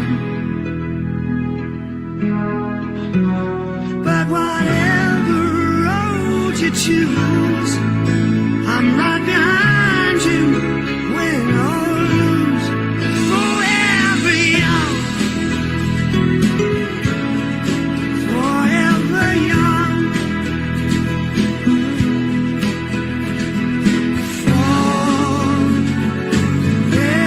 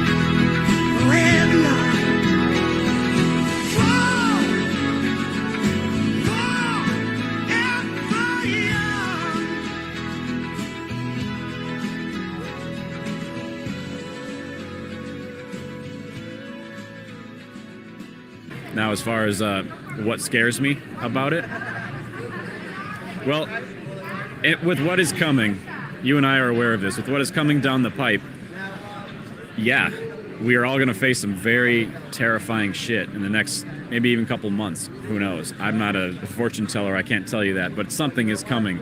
And at the very least, we all have to meet our own demise someday anyway. That's something to be scared of, or maybe not. Maybe we can just achieve a sort of spiritual maturity in which we can face our own deaths, because in the end, that's the worst they can do to us. The thing that scares me about Gray State is that may not be the worst thing they can do to you, is kill you. So that's where Gray State has taken me down that dark road. Death is not the worst thing. You know, the end of the revolution, it's not the worst thing. I mean, there are deeper things to you than your body. The Gray State is not by any means like a Christian film, but it is spiritual. Yeah. So defining the resistance and defining conflicts and defining how you will defend your liberty and your freedom and what that means. What am I as an intelligent, sentient being in the world? That's what kind of scares me, because they can take more than your life. I think everyone's got a vision about how they can best tell their own stories. And I think with today's technology, that's utterly possible. I mean, that's entirely possible. Anyone can basically pick up a camera and make their first film, get noticed for the quality of the storytelling, and move on from there, getting funding and getting attention from here and there. It's a ladder for sure, because they're not starting out in Hollywood with $1 million. It doesn't work that way. So libertarian filmmakers, you'll find yourself at odds with society. My film, my trailer has done awesome on the national scale. Locally, everyone is used to it. Everyone's used to me. They're tired of my politics. I don't know what it is, but it's been largely ignored. That's because, to the large extent, we know that the mainstream media has a liberal bias. They're not willing to even acknowledge these ideas. So it will be a challenge for young libertarian filmmakers trying to make their mark in film. But it's not like a dead end by any means. There's always hope, because, as Dr. Ron Paul says, freedom is popular. And so there's a large audience of untapped resources, of an untapped audience who are willing to watch your projects. If this film can actually get made, yeah, that's a strike. I mean, that's a victory for the liberty movement, because you know that I'm going to put in some liberty-minded ideals into the film. Now, it's a concept trailer, so we need money. Basically, it comes down to begging for pennies, but that's the way it's got to be, because no Hollywood studio is going to back this film. So it's got to come from grassroots, spreading the word. Hey, check out this trailer. Share it on Facebook. Have them share it on Facebook. Share it in public forums. Talk about it. Check out our website, because we're running a crowdfunding campaign. If 100 people see the trailer, one of those people might donate $5. So it's Indiegogo.com/Gray State Movie. That's where we're running the campaign. We're offering some T-shirts. We're offering posters, signed 8x10, signed posters, a lot of stuff from the film itself. A lot of really cool things that we're offering in exchange for some of your contributions. And that's how we're going to start funding this film. And then eventually it will go off and we'll get some major investing, maybe get backed by a studio or two. I don't know. That might happen. We might get the couple $1 million that we need to actually produce the film, and it might actually happen within the next 2 years. So definitely support the project any way you can, either through financial contributions or just sharing the trailer. That's really all we need right now, is just share that trailer, get it seen.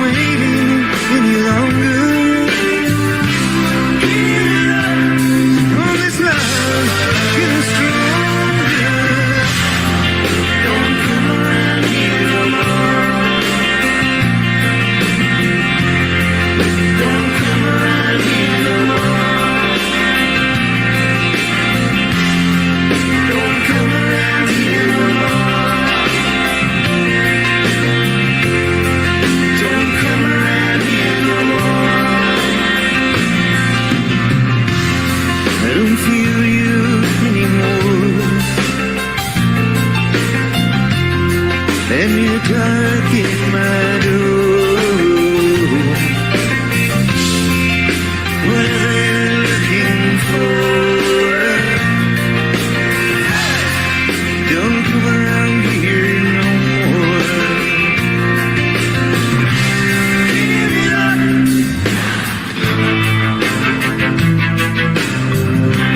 Give it up.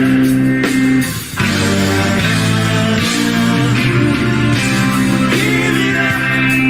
You tangled my emotions. Give it up. Hurry, please. And then it's over.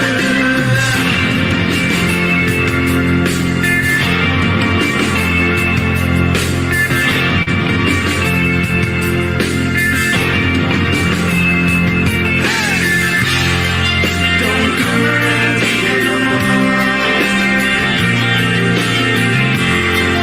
Don't come around here no more.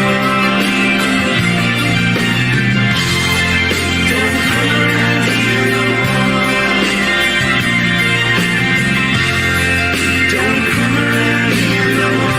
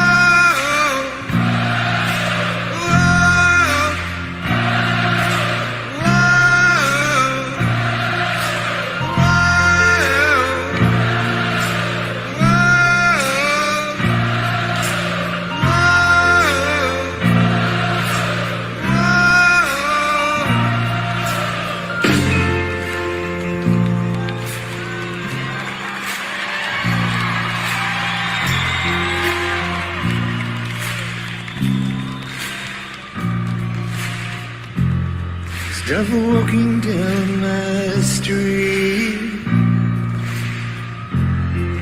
Don't come around here no more. What are you expecting me? Don't come around here no more. And what are you looking for? Don't come around here no more.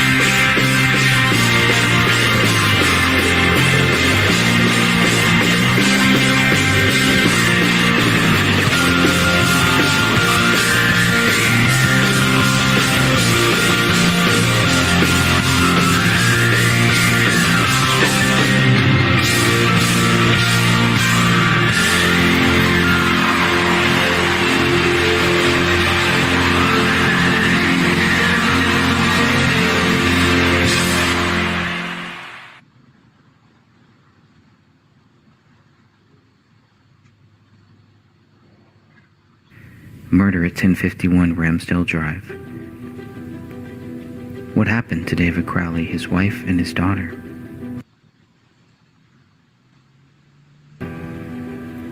If this was truly a double murder-suicide, why did investigators fail to prove David Crowley guilty?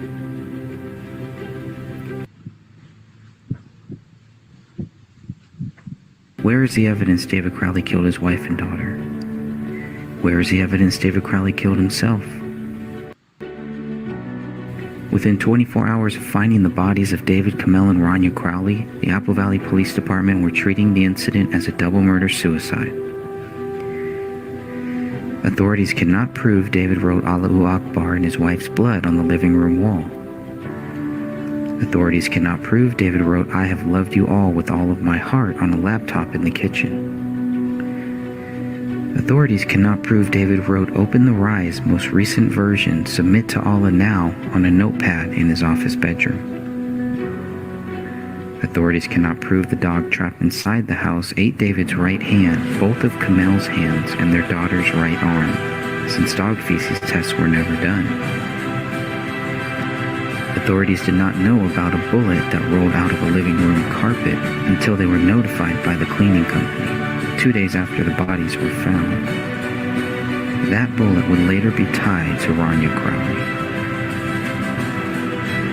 Authorities did not see the bullet hole in the living room ceiling or the bullet in the attic above until they questioned David's friend a month after the bodies were found. Authorities did not find a motive to support their accusations against David Crowley. Authorities did not find David's blood on any of the bullets at the crime scene.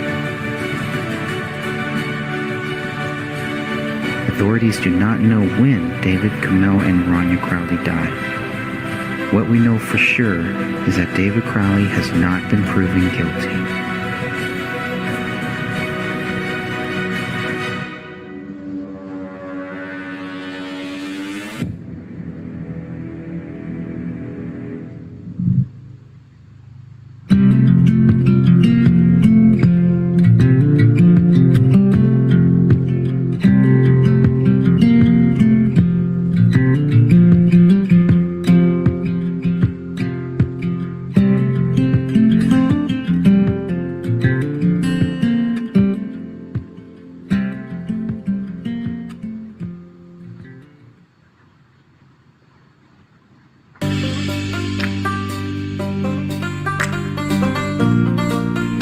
A simple truth. It really is this simple. Either you believe David Crowley is innocent or you believe he is guilty. If you believe David Crowley is guilty, you are wrong. If you believe David Crowley is innocent, you are right. It really is that simple. A United States Army veteran is dead. His wife and his 5-year-old daughter are dead. A thorough investigation would only conclude with authorities admitting they lacked evidence to support their accusations. If authorities were to admit the case remains unsolved, they would also have to admit. Hello and welcome to episode number 19 on the podcast for the book The Gray Stage, written by Greg Fernandez Jr. Today we're going to cover the chapter Closing the Case, and for those following along in the book, we'll be covering pages 83 and 84 today. On the show with us, it's myself, Dan Hennon. We have Greg Fernandez Jr. on the show, and also Sophia. Well, this should be a good one. We've got a couple pages that should take the majority of the episode here to review on this chapter. It's chapter 10, called Closing the Case. And so what we'll do, like the other episodes, I will go through and read several paragraphs, and we will talk and discuss them, and then move forward. And have some good, interesting stuff here on today's show. Anything before we get started, guys? I would say the only thing for me is, right now it's like this is getting to the case where everything is kind of coming to a close. We've been asking a lot of questions, been waiting, and this is supposed to be the point where we finally get some resolution to this case. That's what we were hoping for. So that's what I was hoping to get from this. So let's see how that goes, I guess. Yes, yeah. Very interesting, very interesting. And so once again, the murders, the bodies were found January 17th, 2015. And as we start here, we're a couple months in, and the case is pretty much closed. They're just waiting for things to come in here. But we'll see what contrast that is to what really was going on at this time. It's very different than what we're hearing here. Here is the chapter closing the case. It starts off on March 14th, 2015. Detectives Brian Bone, Jim Gummert, and Sean McKnight met with Dan Crowley Sr., Kate Crowley, Dan Crowley Jr., Allison Crowley, and Sidra Alam at the Apple Valley Police Station. We presented the facts of the case to the family as of that time, Detective Bone reported. Quote, no details or information were withheld. All information was discussed, and all questions were answered to the best of our abilities, end quote.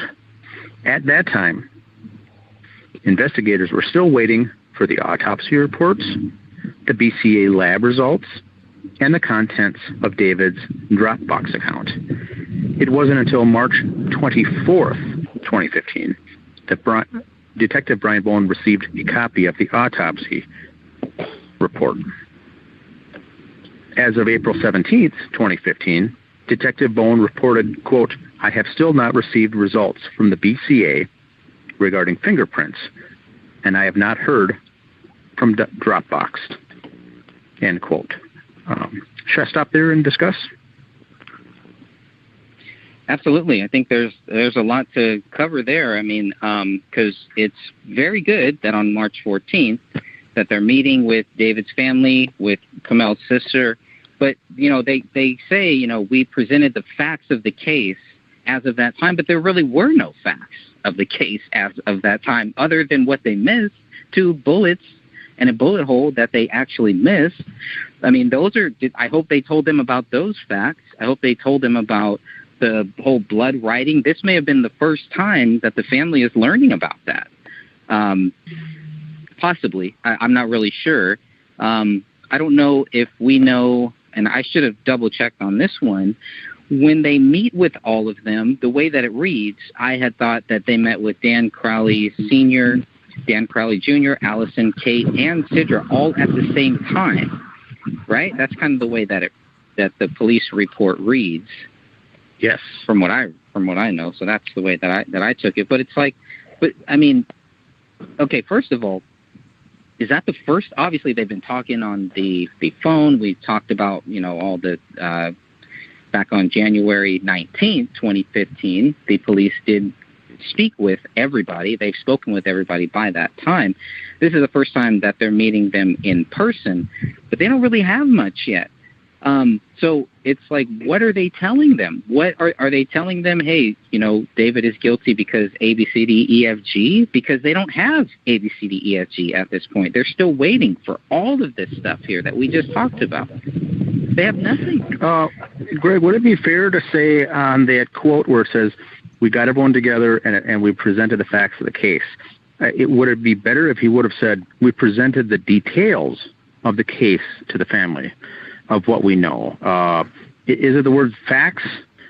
Here is what I'm struggling with, is because you go on to say then that the big chunks of the case that were facts or related aren't even in yet. And so what facts are they talking about? And maybe he should have said, we just presented the details of what we know at that time. But I like how you laid it out that, remember, at this time, they were still waiting on a variety of reports, results, contents of the online Dropbox, all these things that they did not even have in their possession, much less review them to be able to make a statement after reviewing them on this investigation. So they got them all together, but just kind of went over the details. Now, in part, do you think that may have been that March 14th date that they talked about the Muslim angle, because the Alam family had expressed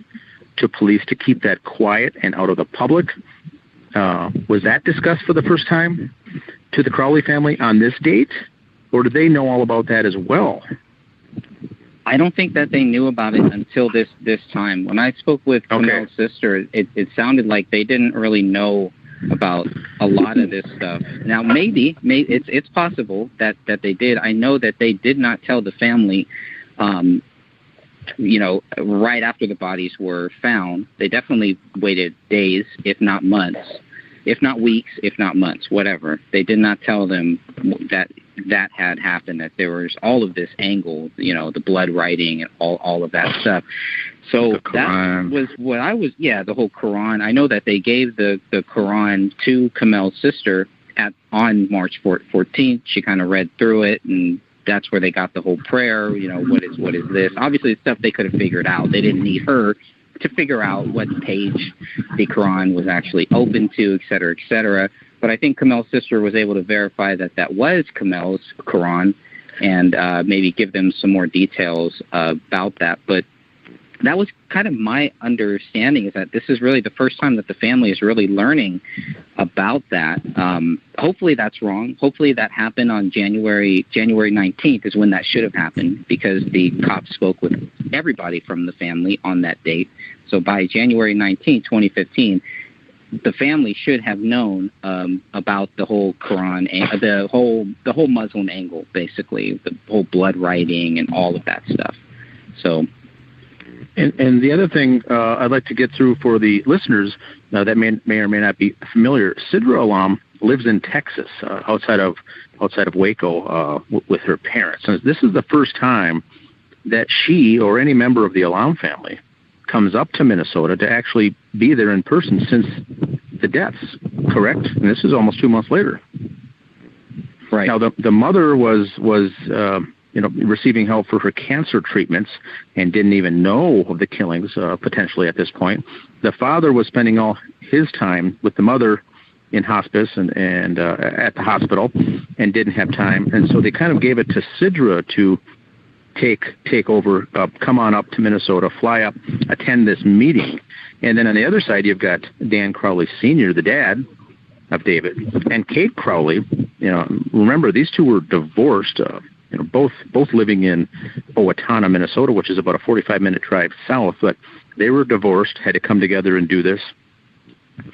And then they also had the meeting with David's brother, Dan Jr., and David's sister, Allison. So I think before this time, there was lots of phone calls back and forth, getting everyone up to date. But this was a nice chance for a sit-down with everyone in person, face-to-face, with these three law enforcement officials, and kind of get everyone up to speed, kind of give a level set for everybody, so they knew what was up.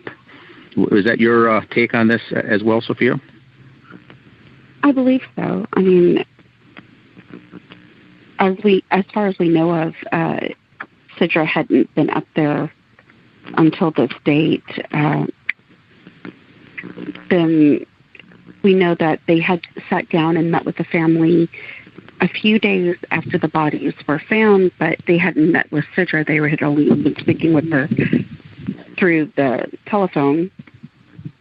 And so I'm guessing lots of phone calls went between the families and trying to make arrangements and stuff. Yeah, I think one of the strangest things here is that by this time, by March 14th, 2015, at least publicly, both sides of Kamel's family and of David's family are both acting like David is guilty. And like we just talked about, at this point, they don't really have anything yet. So that was another weird thing. It's like, are they just very trusting to what the cops are saying? Are they very sheltered and not really understanding that there really hasn't been anything yet? Are they told not to dig? I mean, why do we have so many people, including Kamel's family and David's family, and then all of these goons and all these people that claim to be David's friends? Why are they all saying that David is guilty when, as we've just pointed out, they don't have anything back yet? So that's my question. We also have Stephen here joining us too.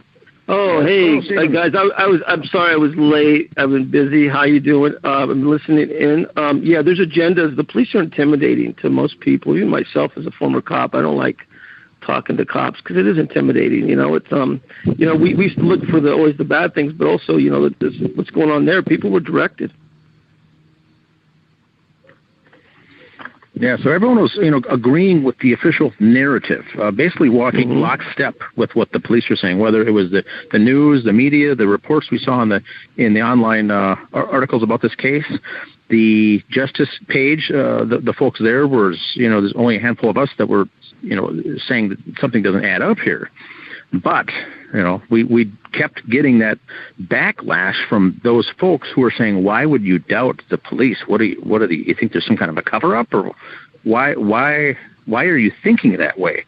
Are you guys conspiracy theorists? Things like that. That's some of the backlash that we got from the normal folks that just joined the page, over and above the Gray State guys that were pushing to make sure that everyone did believe a certain narrative, rather than just say, "Hey, come to your own conclusion." They were demanding that we are nut jobs, and you have got to believe the police version. So this is 2 months in, and you're right. Everyone here gets a chance to meet. They all sit down, they go through, and they kind of say, "Here's what happened. Here's what happened." But as Greg points out, there's 5 or 6 things here that hadn't even come. None of the testing had come back. So it raises the antenna. And that's what I find so interesting about this case, is that the friends immediately believe the worst in David. And are they convincing the family to believe that immediately? Or was it the police? I mean, we hear nothing from the family. There's no interviews, nothing. The only time we hear anything is from when they are in the documentary, and that's only David's side of the family.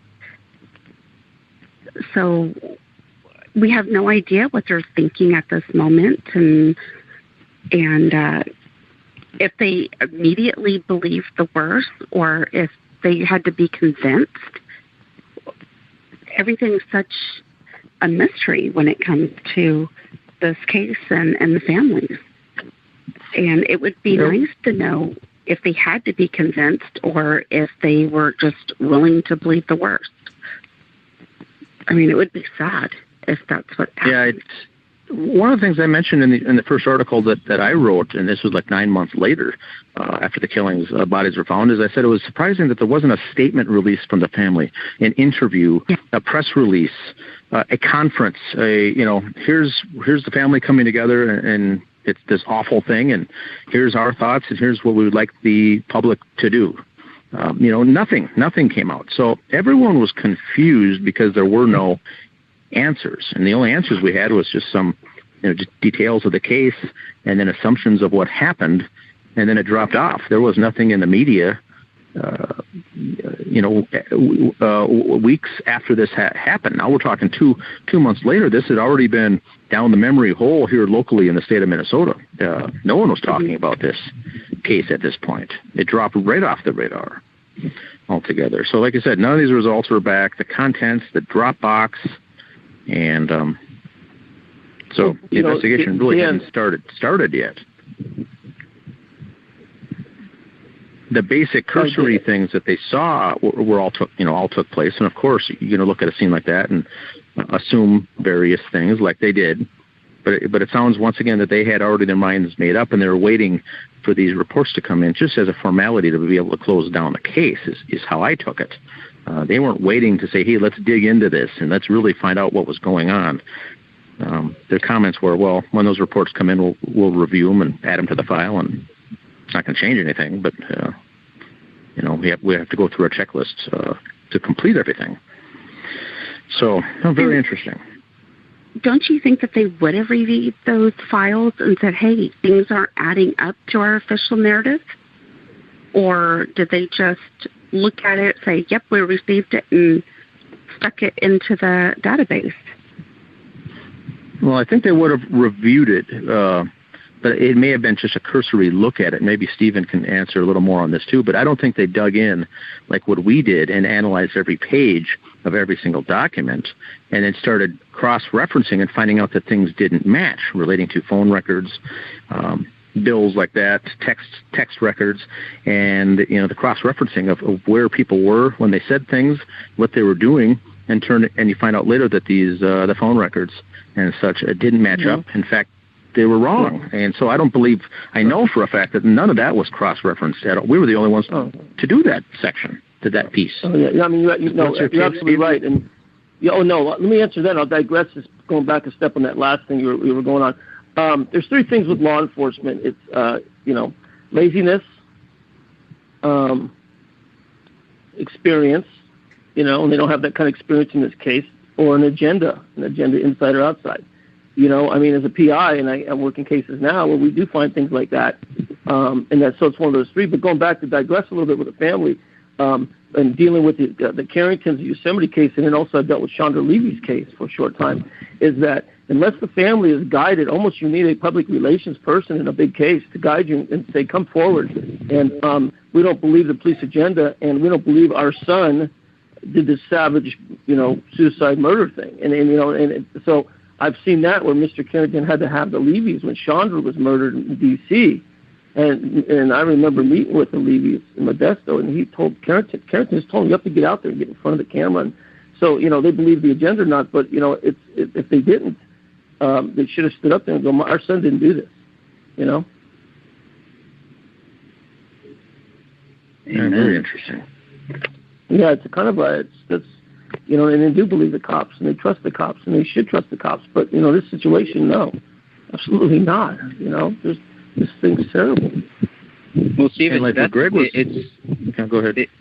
Just one quick thing. For Stephen's book, I mean, that when I was reading your book, Stephen, that was one of the things that I was looking at. I was like, well, there's a big difference of the way that the families in the case that you were covering in your book. There's a big difference in the way that the families were as opposed to this. And I know later on, we're going to take a deeper dive into some of those differences and stuff, but there was a lot of things like that really stuck out to me. It's like, wow, the family was not acting, I don't know. Well, I remember Mr. Carrington met with Mr. Levy, and Mr. Carrington told me he went over to the house when this big case hit for the Levy family, and he said, man, get up. He was crying, he's a Jewish man. He was just totally in mourning for his daughter. And Mr. Carrington really, had to stand him up. And he's like, hey, man, this is a big thing. You have to, revenge this, and, for the sake of your daughter, and blah, blah, blah, and whatever you need. And so it didn't happen in vain. And it took Mr. Carrington to stand him up, and I've seen these people in the most tragic situations be strong, in which I would have cashed it in myself, maybe, who knows. So you're right, Greg, and I think you guys were getting at that with David's family. Maybe, come on, there's got to be some suspicion. Even the brother, somebody to step up or say something on behalf of David. And they still could. They still could at any time. Oh, sure. They can help us. Absolutely. Absolutely. And now, if it comes to people getting involved in things we've talked about, that they feel secure, they might come forward, maybe,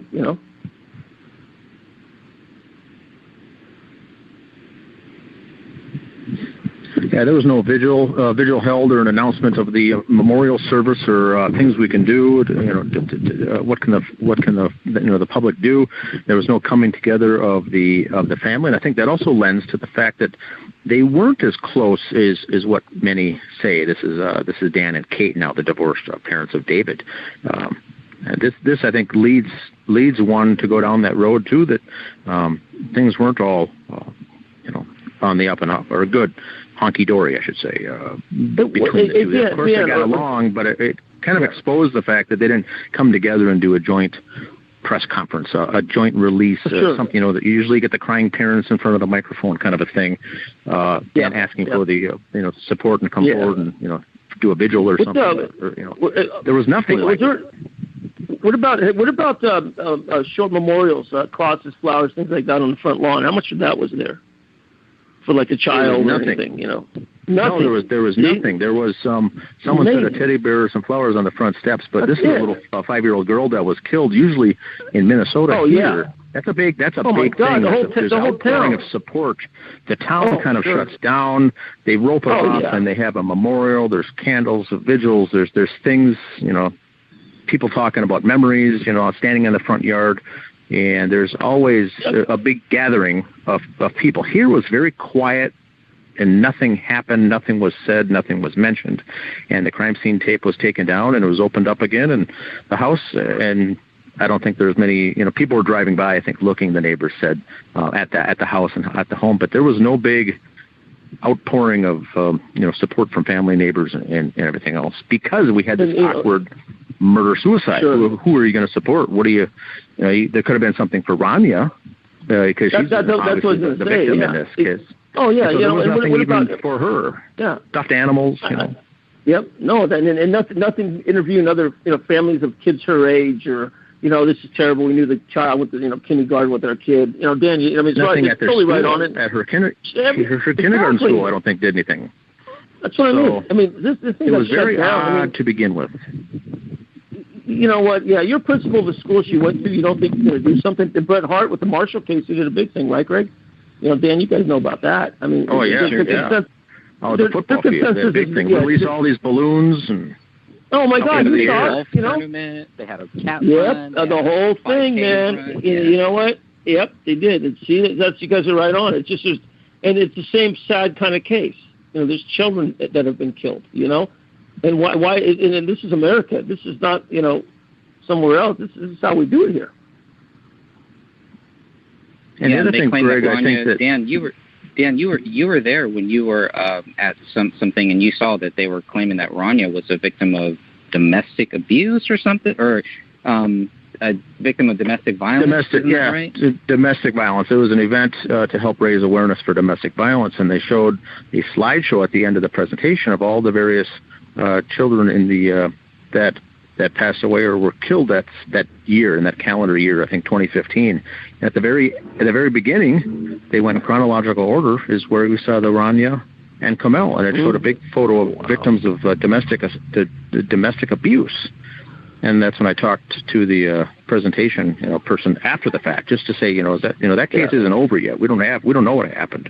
You can't really claim it was domestic abuse. It could have been, certainly could have been, but not enough to include in a presentation like that as an official statement, because that's what people think. That's one more thing ingraining in people's minds. They're solidifying it, and I took exception to that because it certainly was not a domestic abuse case, for God's sakes. Greg, the last thing I was going to say before I move on is, it gets here to the point where you were emailing and I think calling, asking for updates from these guys, Detective Bowen or whatnot, and they're getting back to you saying, we don't have it, we'll get it, we'll let you know when we get it. Did it almost seem like that it was an inconvenience to them that you kept kind of knocking on the door, asking for things, and they were thinking like, what's all the hurry? What's all the rush about all this? There's nothing here in this case, so why are people interested? Especially this guy named, Greg. He keeps contacting us. Did you ever get that feeling that they're trying to just placate you and get this stuff in so they can kind of check, get you off their list as well as getting the reports closed and finalized? Or were they actually? Did you get a sense that they were, excited to get it as well? To dive in and take a look at it, or is it more of let's get this report so these freaks stop contacting us? How did that feel? That's a great question. I got the sense at that point, because I had asked them, once the case is closed, will you give us some type of statement? Will you give us something? And since Gummert said yes, I was very hopeful, and I was actually very, very, very hopeful that they would prove David Crowley guilty. And so that's what I was hoping for. That's all that I wanted. It's all that I was asking for. Hey, because you at the same time was looking for closure. Yeah, because up until then there was no closure on any of this. So you were excited for it as well. And like you said, in either direction, if they had proof that David did it, I want to see that, because then we can shut our page down, shut down the justice group, and move on with our lives. We were also looking for that evidence. And so when that never came, and then we did get the evidence, and it was not what they said, that's why we're still here 6 years ago. All right, should I continue with the next paragraph? Yeah, please. All right, so then it says, on April 24th, Detective Bowen received and began to review the contents of David's Dropbox account. Now, this is an online cloud storage, for those not familiar with it. He says, I started to review the data contained on the Dropbox flash drive wrote Detective Bone, the data appears similar to some of the data that Detective Klokanos has found when reviewing the contents of the Crowley's phones, tablets, and computers.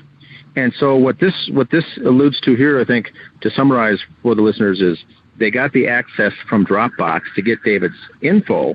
They downloaded it to a USB jump drive and mailed it to the Apple Valley Police Department. Is that correct, Stephen? And so, but it was April 24th before he actually physically received that in the mail. Is that how it goes?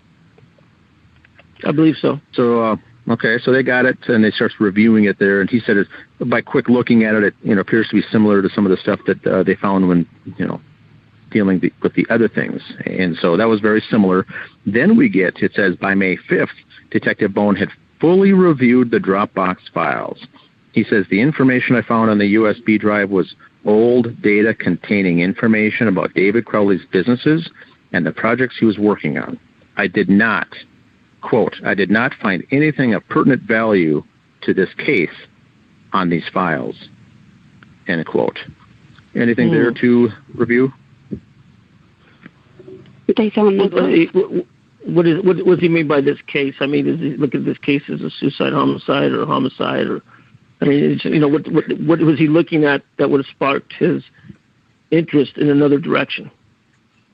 I mean, he might have been. If they would have found, files on maybe unfaithful marriage or something, files in there that he was cheating or she was cheating, or files in there saying, you know what, my businesses aren't going too well. I'm thinking of ending it all. Suicidal type messages in there, and I think that's the kind of thing they were looking for. What kind of motive? And he just saw probably tons and tons of Gray State files and photos and pictures and family-related stuff. And business-related stuff, just normal things is what he found. Get a search. Get all the searches, too, Get the searches. Get the URLs as many as you can. History, if he's cleaning it up with CC Cleaner. Get custodial records. Google. Yeah. They got to release stuff from certain cases and whatever it is and see what he was searching for. I mean, most people that are going to do something as radical, which he didn't do, but if he was to do it, would be they look stuff up. Like the gals that poisoned the old man, they're looking up how much cyanide do I need. There's something there. They don't go to the library anymore.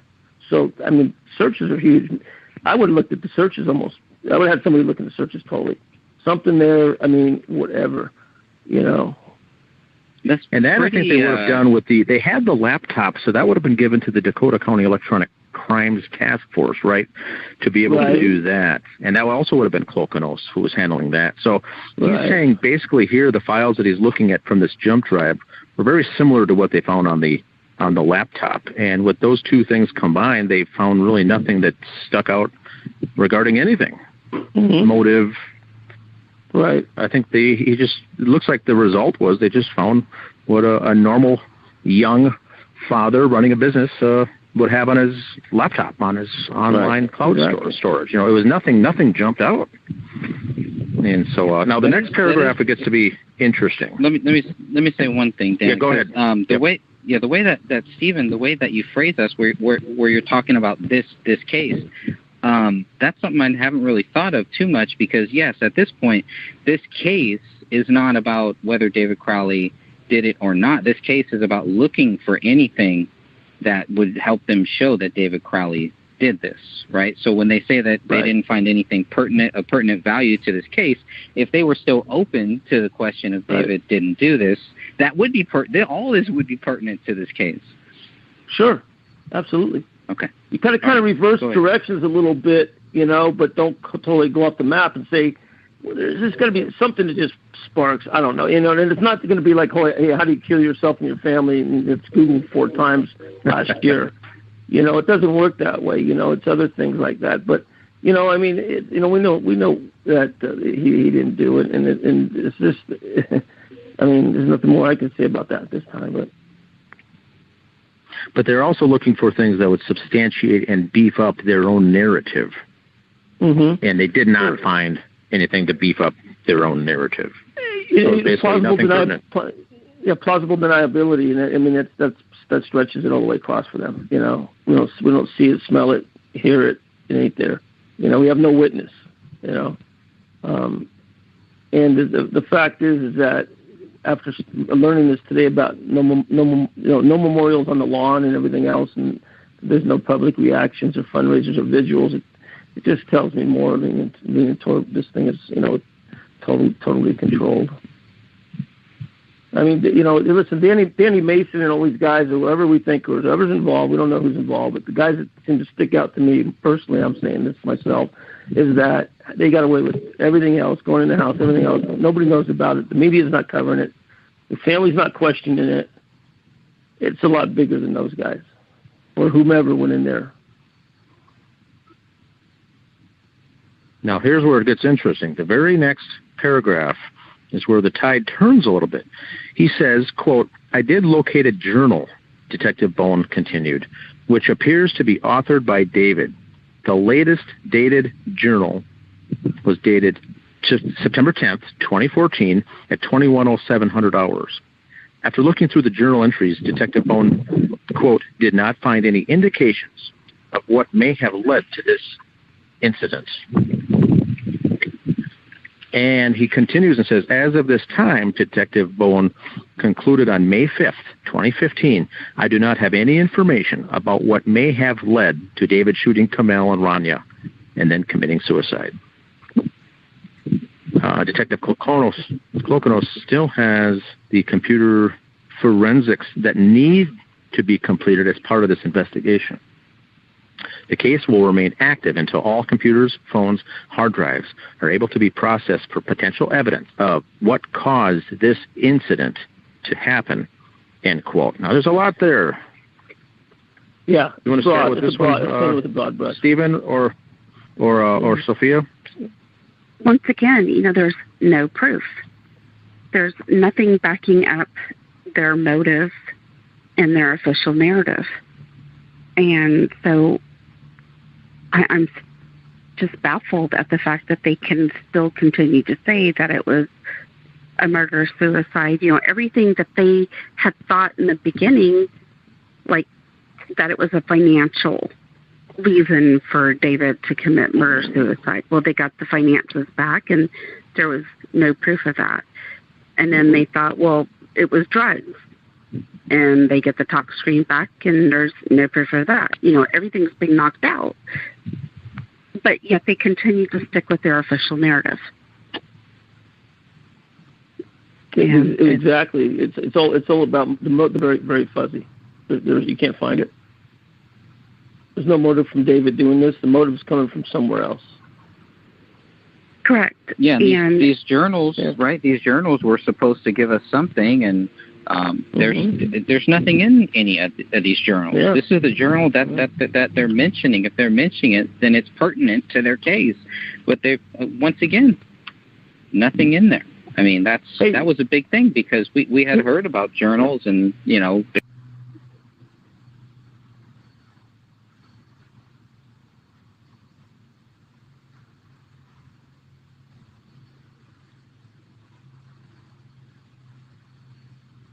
there's supposed to be stuff in these journals that made David Crowley look guilty. So we have some major problems here when they say that they located this journal. The journal ended on September 10th, 2014. It's just not relevant. Any questions or anything, any accusations regarding the journal, any journals or anything like that, to me just don't seem relevant to this case at that point. No, I could see a journal or a diary or something leading up to the acts of a person that's suicidal. Yes, those previous days leading up to it could tell a lot about their mindset. Even a week or two. This is 4 months almost. Well, if you watch the Sloppymentary, they make it sound like the journals ended on December 24th, right before, and then David killed everybody. But that's not true. David's father said that on the documentary. The very last entry was Christmas morning or Christmas Eve morning or something. And so this is completely different from what they say here, using the actual date and timestamp. And so once again, there's more discrepancies. in Yeah, that was the journals. literally a script because he even flipped it over after reading that last part, and he was like, "Oh, there's nothing else." Yeah, if there was So- anything in these journals, the cops would have used this to try to prove their case. They would have made a big deal about it. They would have said, here's the smoking gun, here's our answer, case closed, done deal. Mm-hmm.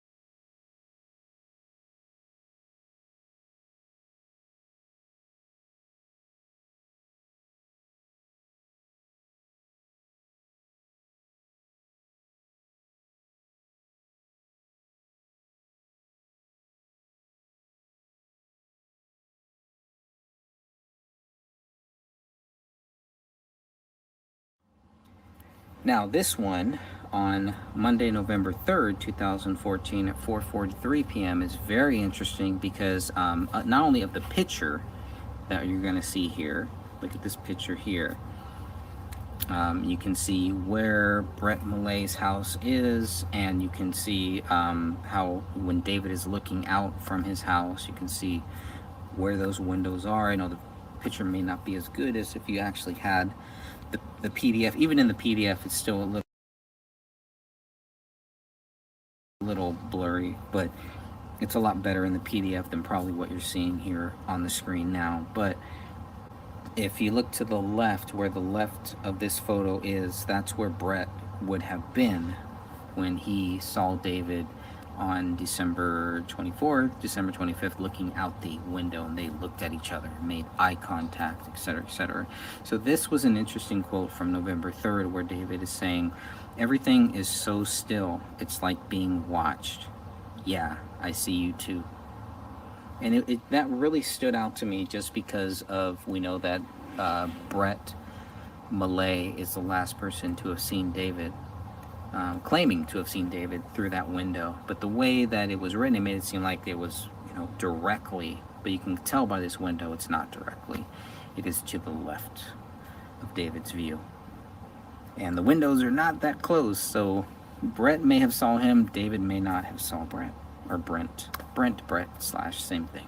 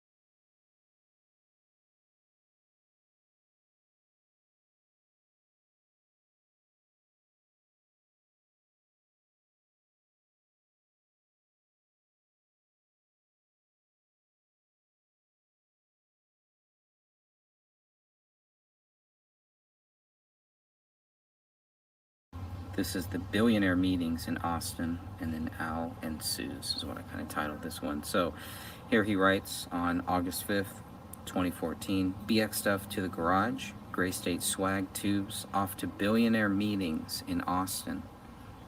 Out in the mail with the eBay sales. And furniture and knock-knacks and paddywhacks, all on a steady march to order. Much of that all week. Al wanted to bring Suze and their little bitch, Lucy. The dog doesn't seem to like me, and I know Paleo will have my back.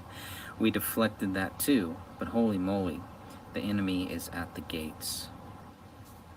Pretty interesting stuff there, just with that one quote. Because Al is his sister, Allison.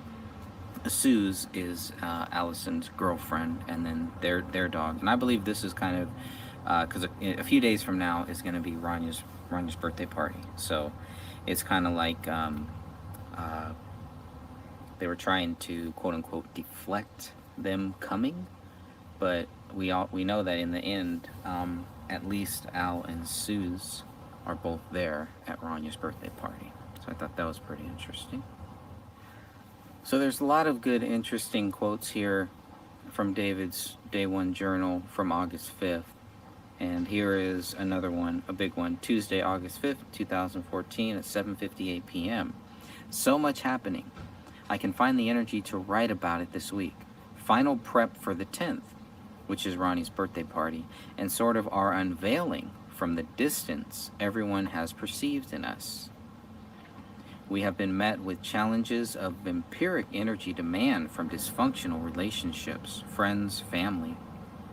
Everybody wants something. Everybody needling in. Trevor on text. Adam shows up here, imagining that only he can save me from the hole he imagines me in, using obvious emotional manipulation tactics. Telling me with a dopey smile painted beneath a hipster new haircut that he can't wait to lay back stripes up and down his Audi with a rattle can while his girl abandons him for LA. And he waits for me to go so he can latch on too. My God. But to disappear for a moment into a new crowd completely. So when I first read this, I thought he was talking about his lawyer, Adam Gislason. But now I think he's talking about Adam Shambauer here, possibly here. So, but again, you know, this distance that everyone has perceived in him, the dysfunctional relationships, not only with family, but with friends, quote unquote friends. We have been met with challenges of vampiric energy demands. I mean, these are very, very harsh words. Everybody wants something, everybody needling in. And but the thing about Adam is just really, really odd. So I was like, wow, I'm surprised he's talking about his lawyer like that. But this could very well be him talking about Adam Shambauer. Maybe Adam's girlfriend left him. Pretty weird. But in the end, David just wants to get away from all of this. So, but Adam is in LA, and that would make sense because Adam Shambauer is in LA. I don't know where Adam Gislason is. Shouldn't be hard to find out since we have those documents, but thought that was a pretty interesting quote there from August 5th, 2014 at 7:58 p.m.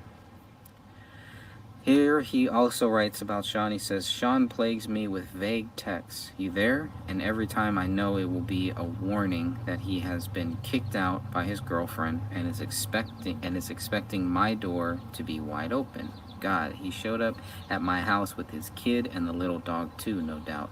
Uninvited, only one of those tactfully ignored warning texts. Shows up here to live. Jesus. So that gives you a little insight about David's view on Sean Wright and some of the problems Sean Wright is having in his own personal life, and going to David for help, for a place to live, for getting kicked out. Oh boy, pretty interesting there. Not good. And here's another interesting one from the same day, from August 5th. And let's see, let me know what you think about this one. He writes, anyways, Kamel has been battered and bruised by a series of lessons the past few weeks, and I'm so blinded by my own that I can't manage to write anything down. Turned a dreadful job offer into a flowering opportunity. Proper family stickiness cleansed off, and Ronnie is starting out at Cypress soon. That's the school, the Cypress school. Very appropriate place for Ronnie. And to come home from school to dusty Uncle Sean and his ceaselessly hooting urchin at a home ravaging our abode, while we go out to work for it. That's pretty interesting. At this point, I guess Sean Wright is living with them here on October 5th, or right around that time, or he's just there, hanging out there. But, for Ronnie to come home from school to dusty Uncle Sean and his ceaselessly hooching urchin, the dog, Sean's dog, at home ravaging our abode while we go out to work for it. Doesn't sound like he's too happy with Sean at that point, does it? August 9th, the Gray State guys. Here we go. Whoops. Danny is coming. I have to convince him to sign away an empire. Sean is coming with his kid, and he gets to ask me why he's not allowed to live here. What a week. Joe is coming, and that motherfucker is so frat boy stupid, so monstrously lost and transparent, and happily oblivious to his own spectacle that last week I wept for him. Some of his words were so far from understanding that I folded my hands and wept tears for him in a moment of total clarity and commiseration for his tiny mind. Ooh, lot to, as Dan Hennon would say, lot to unpack there. Danny is coming. So this is August 9th, the day before Ranya's birthday party on August 10th. I believe Rania was born on August 8th, 2009. Maybe August 6th, could have that wrong. Regardless, the party is set to happen on August 10th. Coincidentally, there's really no post that I see here in the Day One Journal for August 10th, and he's busy. But this quote has really helped me try to get a better understanding of what is the real relationship like. Because if you watch the Sloppy-mentary, if you listen to the way Danny Mason, the way Sean, the way Joe, and the way Adam Schambauer, the way that they all talk about Joe Seaton, the way that they all talk about David, it's just like came out of the blue or something, or David was distancing himself. But here we have some of the reasons why, and David is trying to get away from all of this drama, and these guys are bringing all of this drama to him, all of their personal problems to him. Well, he's really trying to focus on this Hollywood deal. That is his focus. It doesn't really seem like these other guys really are. But Danny is coming. I have to convince him to sign away an empire. Pretty interesting there. Sean is coming with his kid, and he gets to ask me why he's not allowed to live here. I mean, ridiculous. But then it gets even worse when he's talking about Joseph Seaton. Joe is coming, and he's just like, the guy just seems clueless. So bad that it's David cried for him, and David definitely has a soft spot for Joseph Seaton. I mean, they serve together, so that's understandable. But it's pretty interesting to hear that. It's like, wow, okay, I thought they were a lot closer than that. But after reading some of this stuff in the Day One Journal, now I think the way that Sean tried to make himself seem close to David, I don't think David was. David wanted to be close to Sean, to Seaton, obviously not to Danny Mason, and to one of the Adams. I don't know if it's his lawyer or not, but it sounds like he's pretty dependent on his lawyer. And here, few more things here from August 9th. Here he says, after tomorrow we plan to retreat to summer bliss. So they're prepping for all of this. They're prepping to distance himself away from all of these people here. It's a big hurrah, big thing with everybody coming there. And then after that, kind of looks like he's going to really distance himself from them. It says, after tomorrow, we plan to retreat to summer bliss, 2 to 4 bowls each per day, slowly and lovingly tearing down the entrapments of our past lives and building fresh ones. By fall, we will be new. Very critical statement right there. By fall, we will be new. And we all know what his plans are for the fall and for everything like that. New, not dead. Take it for what it's worth. And another one from August 9th, where he says, and over all of this hangs the world spinning. Thought that any moment this movie deal could get signed and we could become upper class. Well, I found out we bought the house the day of the martial law shoot. Maybe I'll get a nice call during the party. So, bought the house during the martial. Found out we bought the house the day of the martial law shoot. That's pretty interesting. I was like, oh, they bought another house, but he could be talking about the house that they have now in Apple Valley, Minnesota. But I just thought that was pretty interesting that he's waiting here, and if the deal goes through, he may consider himself upper class. And then on August 11th, things get really heated here regarding Joseph Seaton, where he says, Joe is a douchebag, as I put it, an asshole that doesn't know it's an asshole. Mom and Dad were great, Dan and Al and Suze, the only time the whole family has been together since our wedding reception in '08, and Ronnie and Suze weren't around then. Big, pleasant affair. Well, why not? We throw a fun, non-dramatic party. So it's kind of like a recap, because there's no post for August 10th here when the party happened, but August 11th, this kind of like gives you the recap of the party. So aside from Joe, it sounded like everything went pretty good. Joe is a douchebag, so I just thought that was funny.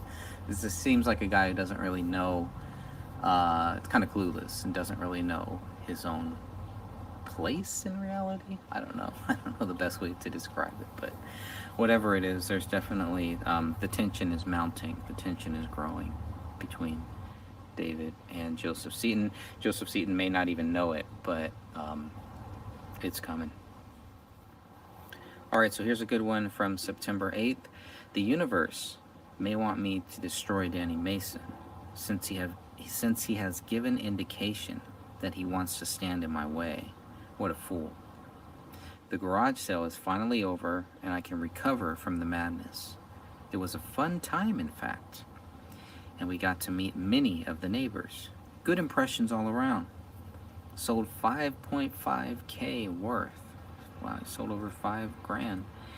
Then had the idea, why didn't I try to package it as a business model with assets for sale? Could have tripled my money like a boss if I found the right investors.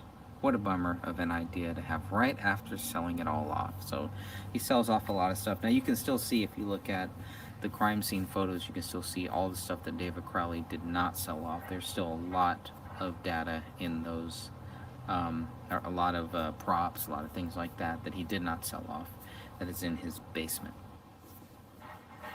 And so he says here, anyway, Danny is my first threshold guardian. I don't even know what that means, so your guess is as good as mine. Danny is my first threshold guardian, and either I will convert him to my cause or destroy him. His next actions will decide. Now, we've heard this. This is something that David's dad in the Sloppymetry was reading this from a script.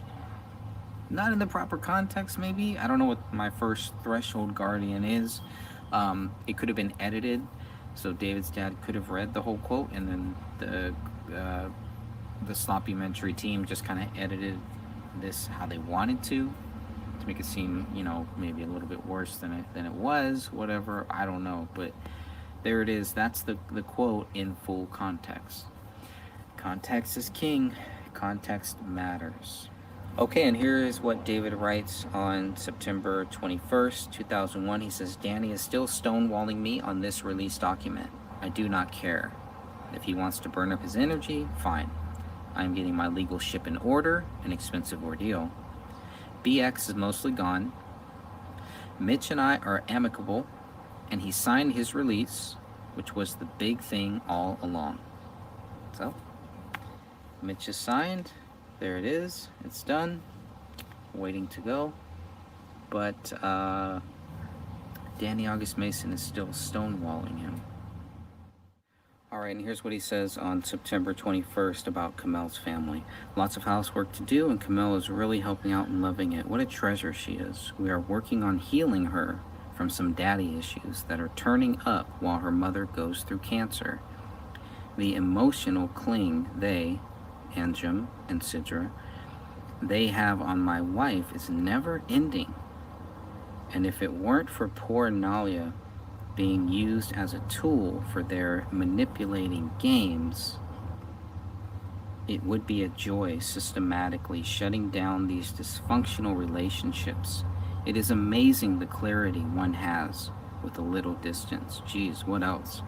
Besides the fact that BX Wade is vanishing profitably, and I am in the other side of the hardest thing I have ever undertaken. So David describes the manipulation and the daddy issues that Kamel is having, issues with issues with her father, Anjem Alam, and then with the sister Sidra Alam, regarding Kamel's mom. So pretty interesting stuff, and just a little more depth about what is going on with this family during this time. All right, and here's something from September 30th regarding being broken, since more personal stuff. Here's what he says. I think a part of me has broken, a deep part that goes back to 2004 when I bottled up and knew everyone in the army I would meet would be temporary and inferior to another. A future crop of human selectees. I've been broken since then. Back from the army, but the same deep mental subset firing behavior and avoiding contact/connection. Not experiencing people in my life as being there for a purpose, but still just creatures to tolerate and get around so I can be on my way, swept to an unknown future full of light. Here is something he writes about Danny August Mason on Sunday, October 5th, 2014 at 8:47 a.m. John Wank does what I would do if I had not discovered that love is a stronger magic. Back to the magic. It's interesting he's talking about John Wank because that is Danny August Mason's character that was cut out of the 2014 script. You know, a semi-big part of the 2013 script, and we know a big part of the 2012 trailer. But at this point, it's pretty much gone. His character is gone. David is still trying to get Danny August Mason to sign away some rights, some release form, I guess, not really rights, but it's just a interesting comment where he says John Wank does what I would do if I had not discovered that love is a stronger magic. So take that for what you want.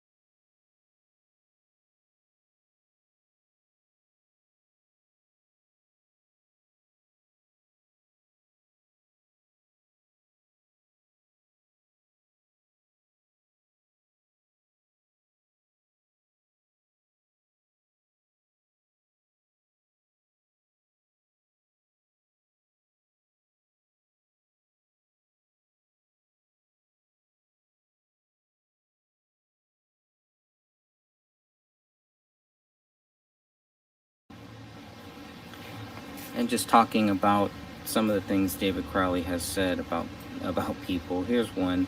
What a privileged family. We hang out with all these bums. How come no one checks you out and says, nah, bro, you're doing it wrong? I shudder to think all their messes are bigger than mine, so mine go unnoticed. What a psychological wasteland. Pretty interesting stuff. So he realizes he's surrounded by bums.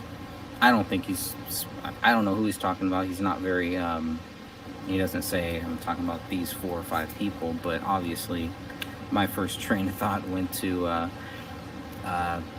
these goons that he surrounded himself with. So that was just one of the comments here.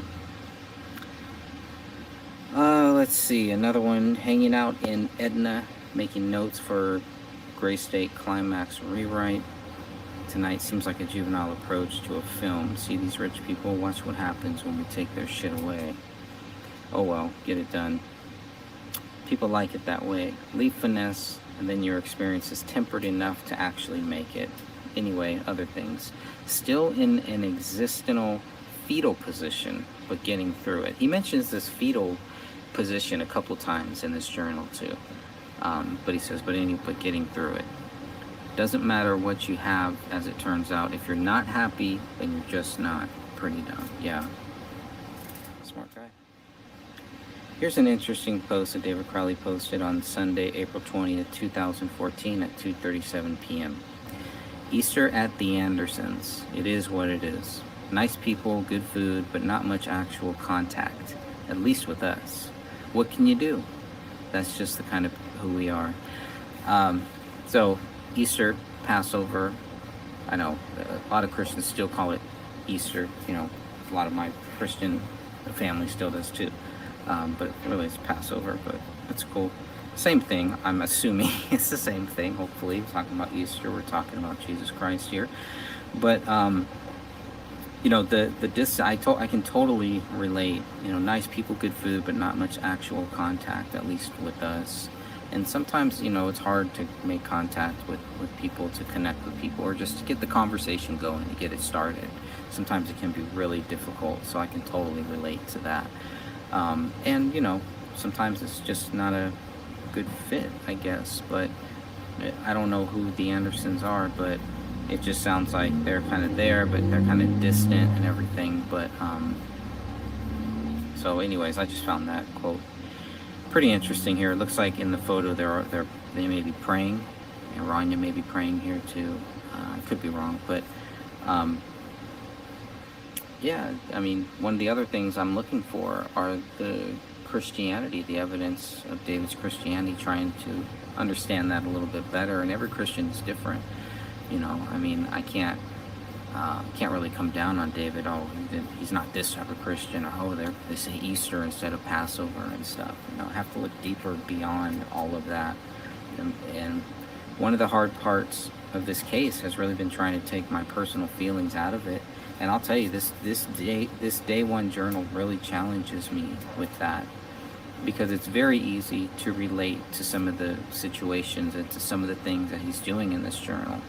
But if I really want to find out, you know, how it relates to what happened with David Crowley, I have to be very careful about not putting too much of my personal feelings, my personal experiences into this, right? We don't want to body transfer, as we're going to hear about. I know you have no idea what I'm talking about, but we're going to hear a lot about that later on. All right, really bright sun and planes flying overhead. Nothing wrong with that. Let's go ahead and look at some of the posts from, see, at some point I started dating these so that way I can make it easy for you. So when you read this, you'll be able to go back and look at the dates. When I first started, I didn't do that. So, and there's still a lot more that I need to go through, but we have a lot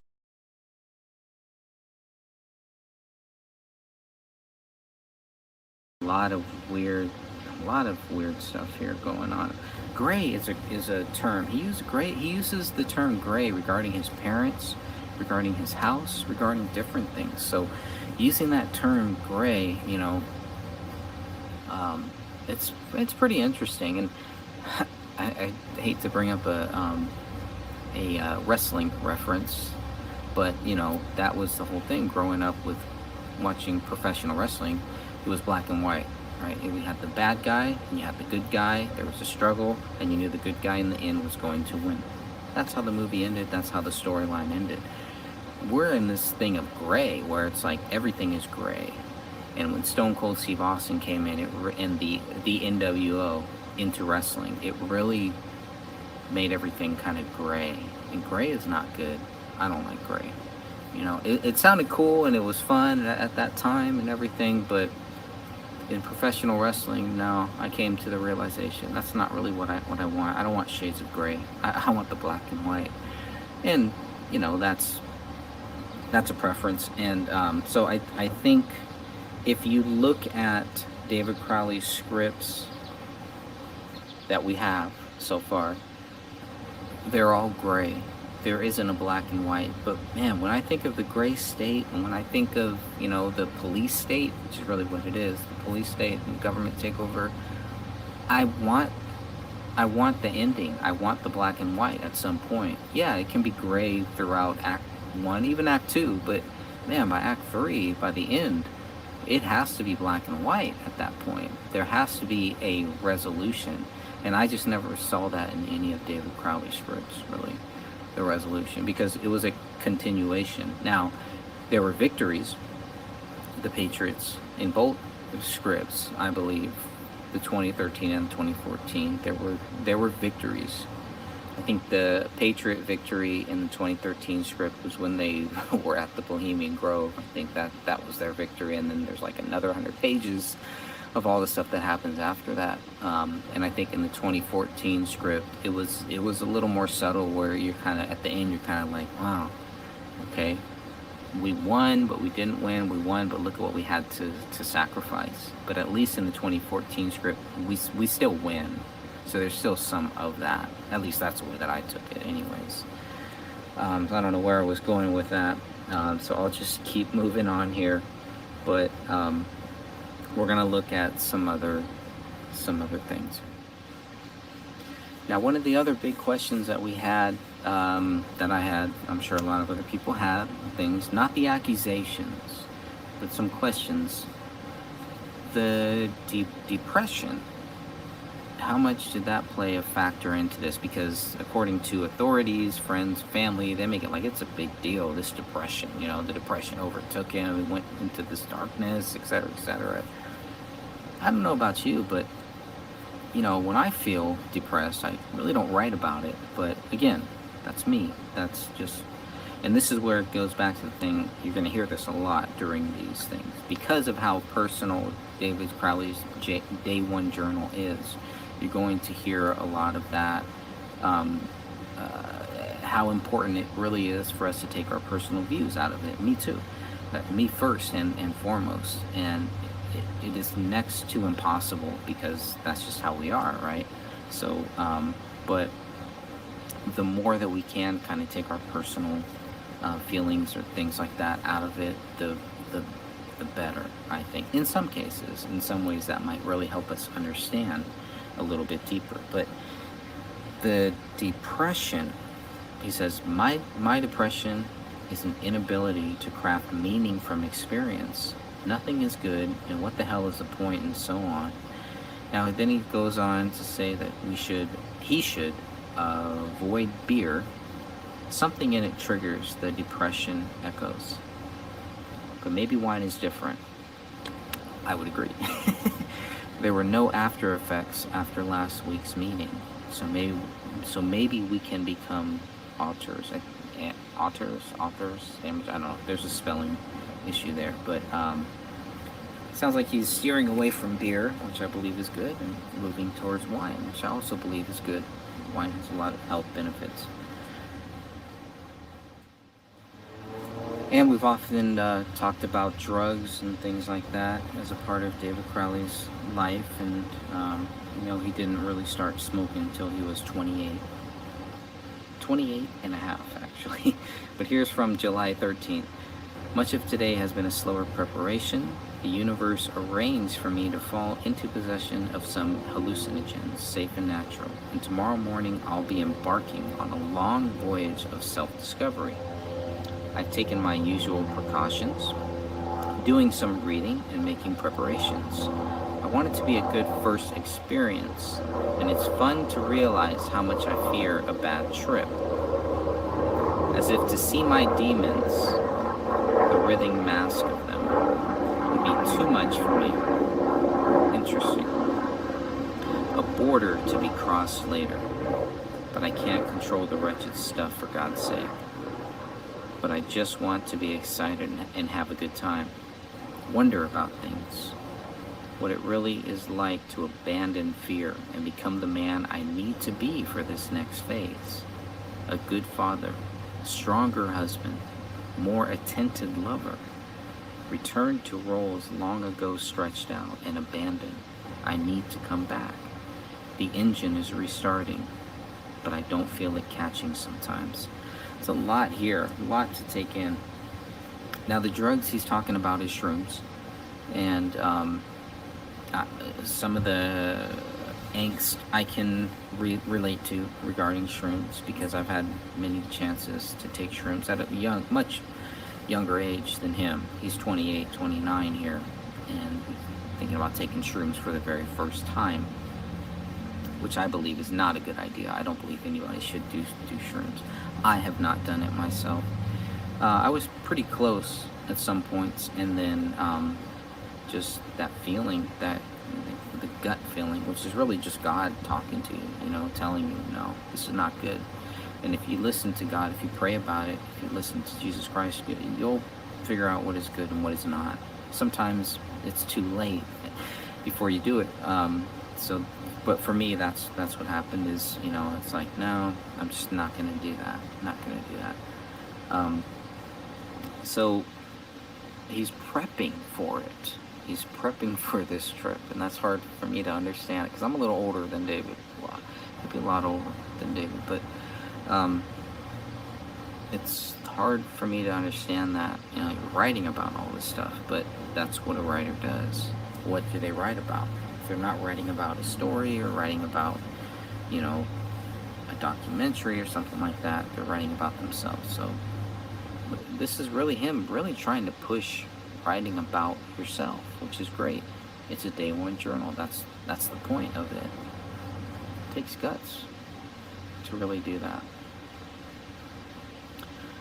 But he's hoping, doesn't want the fear of the bad trip was what really made me say nope, not doing it, because I've had bad trips on other things. Nope, not doing shrooms. I have no intention of trying shrooms. And they always say that, safe and natural. Yeah, right, whatever. Safe and natural. Just drink some wine, you'll be fine.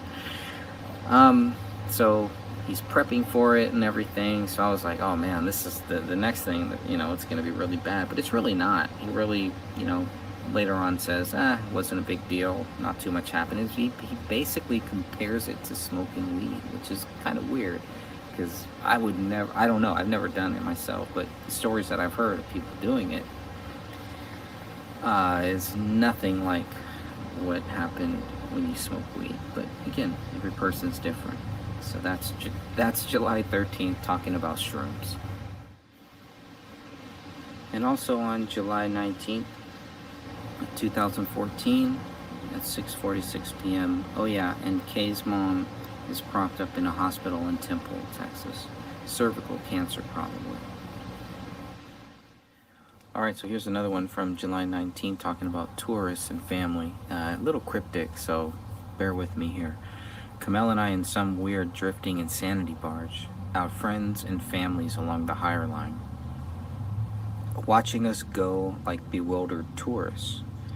Connections to those tourists may be spotty, and we churn merrily into the glowering storm, sun rays set to dumb fuck happy. God Ronnie makes for a fiendish cyst of a fellow traveler sometimes, kids acting out, right? I don't know where he came from, the cyst, or what she wants, but 14 out of the last 19 days, man, it's enough to contact with the macabre to drive anybody batshit insane. So pretty interesting stuff there. It just seems like just typical parenting issues that you deal with. But he's very he's a really good writer. He's a really good way of articulating a lot of these things, especially when it comes to some of these personal issues here. So, all right, July 20th, talking about family disinterest. Let's read a little bit of this one. This is from Sunday, July 20th, 2014 at 10:11 p.m. Something Kay and I talked about. We share a sharp disinterest in our families. Maybe a dull apathy is more accurate, but whatever it is, we both have it. I have thoughts on this, but maybe for another time. Some of the posts are very dramatic, I would say, and taken out of context. I could see how you could use some of this stuff to try to, make David Crowley look crazy, but that's just not the way that I see it here. Reading everything in the full context, in the proper context, I believe. So let's look at this one from July 21st. This is what he writes. Something inside of us, we Crowleys, is dead, but I can bring it back to life. I am a small man in a wooden house in Minnesota with all of the gifts I was expecting to receive in a lifetime. And I can be happy. I can break the sinking curse of my family and be free and happy. That is what it will take. I have to leave. I can bring myself back to life. I alone in my family. So a lot of powerful stuff here talking about this family curse, and we hear that it's a continual thing in this Day One journal where he's talking about this kind of curse family. I don't know if it's literal, figurative, whatever it is, but there's something that he feels he has to kind of break out of, and only he can do it. But when he says I have to leave, I mean, a lot of this stuff really, to me, there's a lot of evidence that David Crowley is leaving Minnesota for Los Angeles, and I think this may be another small part. I mean, if you were to add up a lot of different things that we already had before the Day One journal, I think there was a lot there, and it's crazy how much of the Day One journal just really solidifies everything that we've been talking about, and a lot of the different things that have been discussed in the group. So, but it's the way that he writes. Something inside of us is dead, but I can bring it back. There's hope. He's not giving up in any of the stuff that we see here. He makes it clear and he sounds very appreciative of everything that he's gotten in this life. All of these gifts, everything that he's received, he thought it would take a whole lifetime to receive these. And he's happy. He can break this sinking curse and be free and be happy. And that is what it will take. I have to leave. So he's got to go. He's got to go and mark his own territory, mark his own thing, make his own mark here. And moving to LA would have been a good opportunity. It would have been a good thing that he could have done.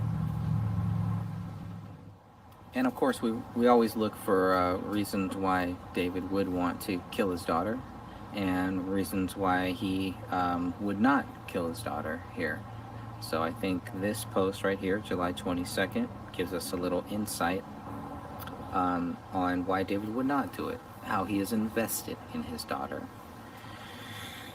He says this: I had a thought last night that Ronnie and her progression through youth are one day meant to twist our energies, Kay and I, to a more fostering, caring, and philanthropic orientation, to watch her grow and invest in her. So Ronnie is gonna help them grow and help them be better fostering, better caring parents. And then they can watch her grow and invest in her. So to me, that's a big issue, big strong issue there. And I'm glad he put things like that down here. Again, that's July 22nd. It's just more evidence that he's not going to kill anybody, including himself, I would say. Everything here we see is all planning for the future, and then all of a sudden, there's no more future. It just doesn't add up. All right. Well, now we're going to look at July 23rd and some of the issues with Kamel and her family, according to what David has written in his journal. Who knows what Kamel wrote in her journal? But here's what he writes. A little piece of this.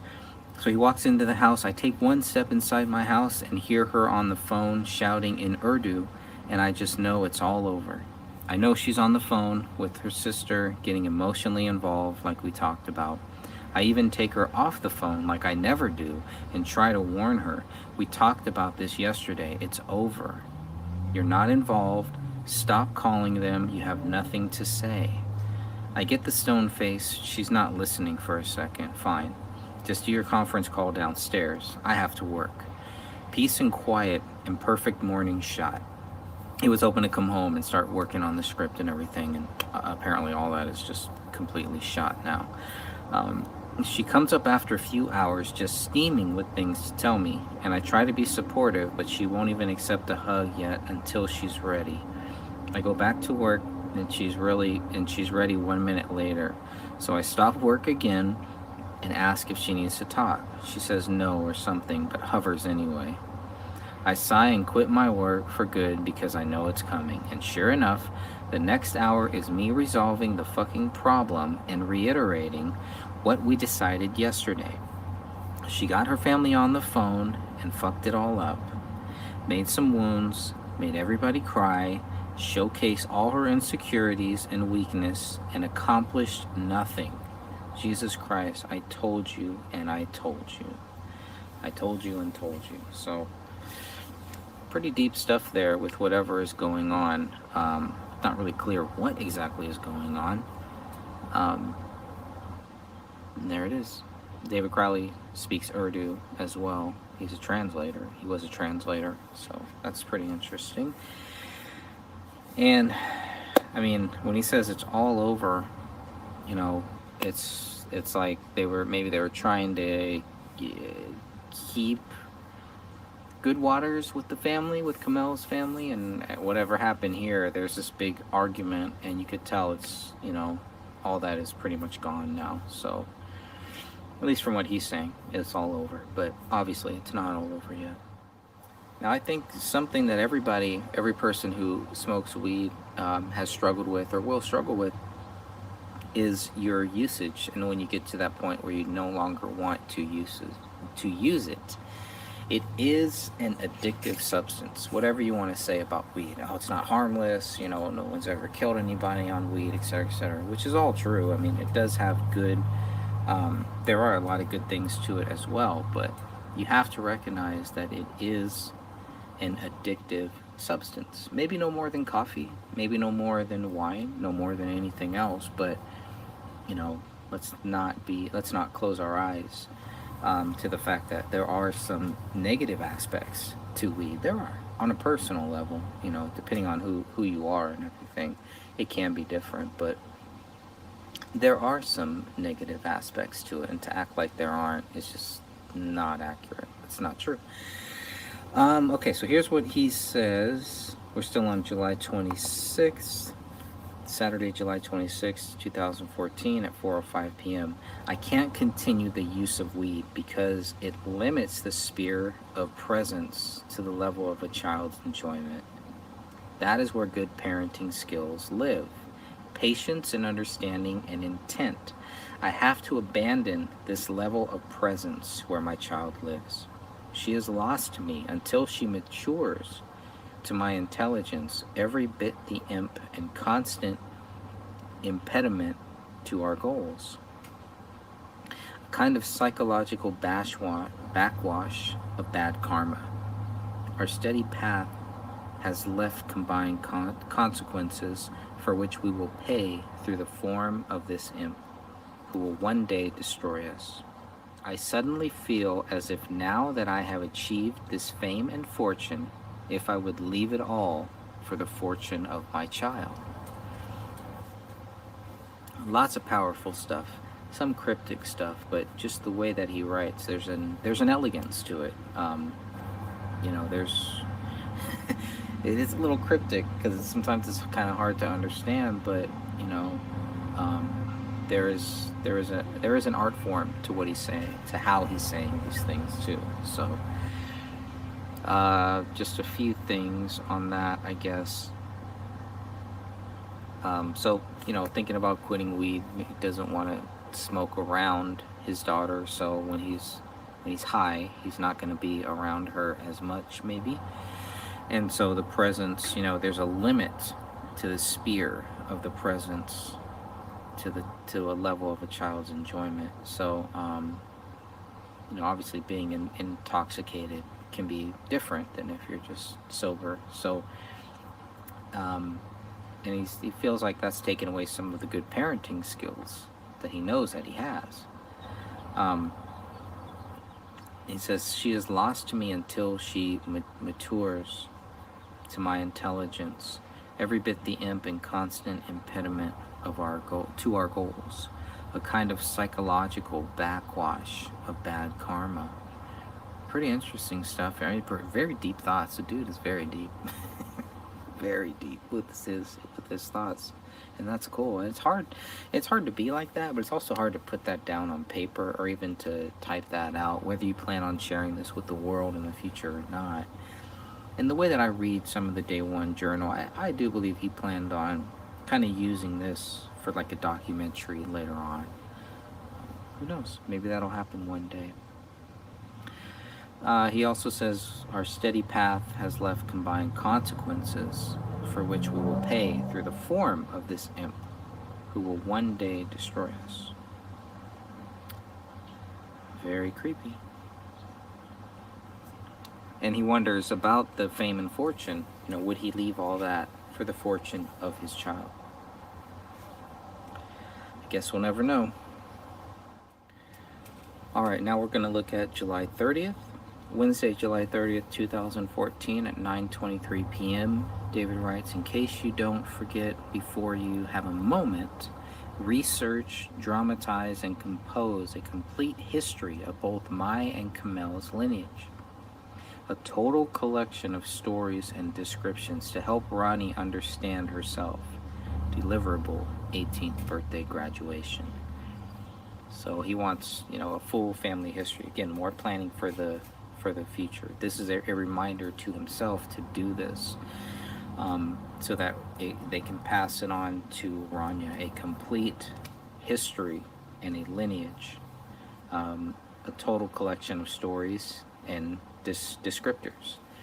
Had she have lived, she would probably be looking at this Day One journal now, or at least when she gets older, or on her 18th birthday at some point, but her 18th graduation, 18th birthday and graduation. Planning for the future, talking about that stuff, and then a few months later, you're accused of killing this person? Nah. Nope.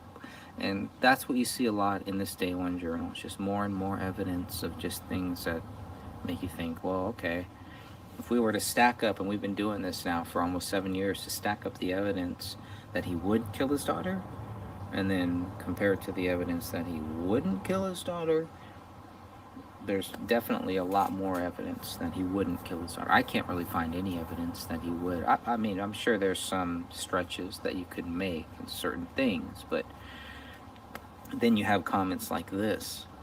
You have comments where he's talking about investing in Rania, and then talking about making sure that she knows her lineage by her 18th birthday. It just doesn't line up with somebody who's planning on killing that same person before her 18th birthday. So take that for what it's worth, people.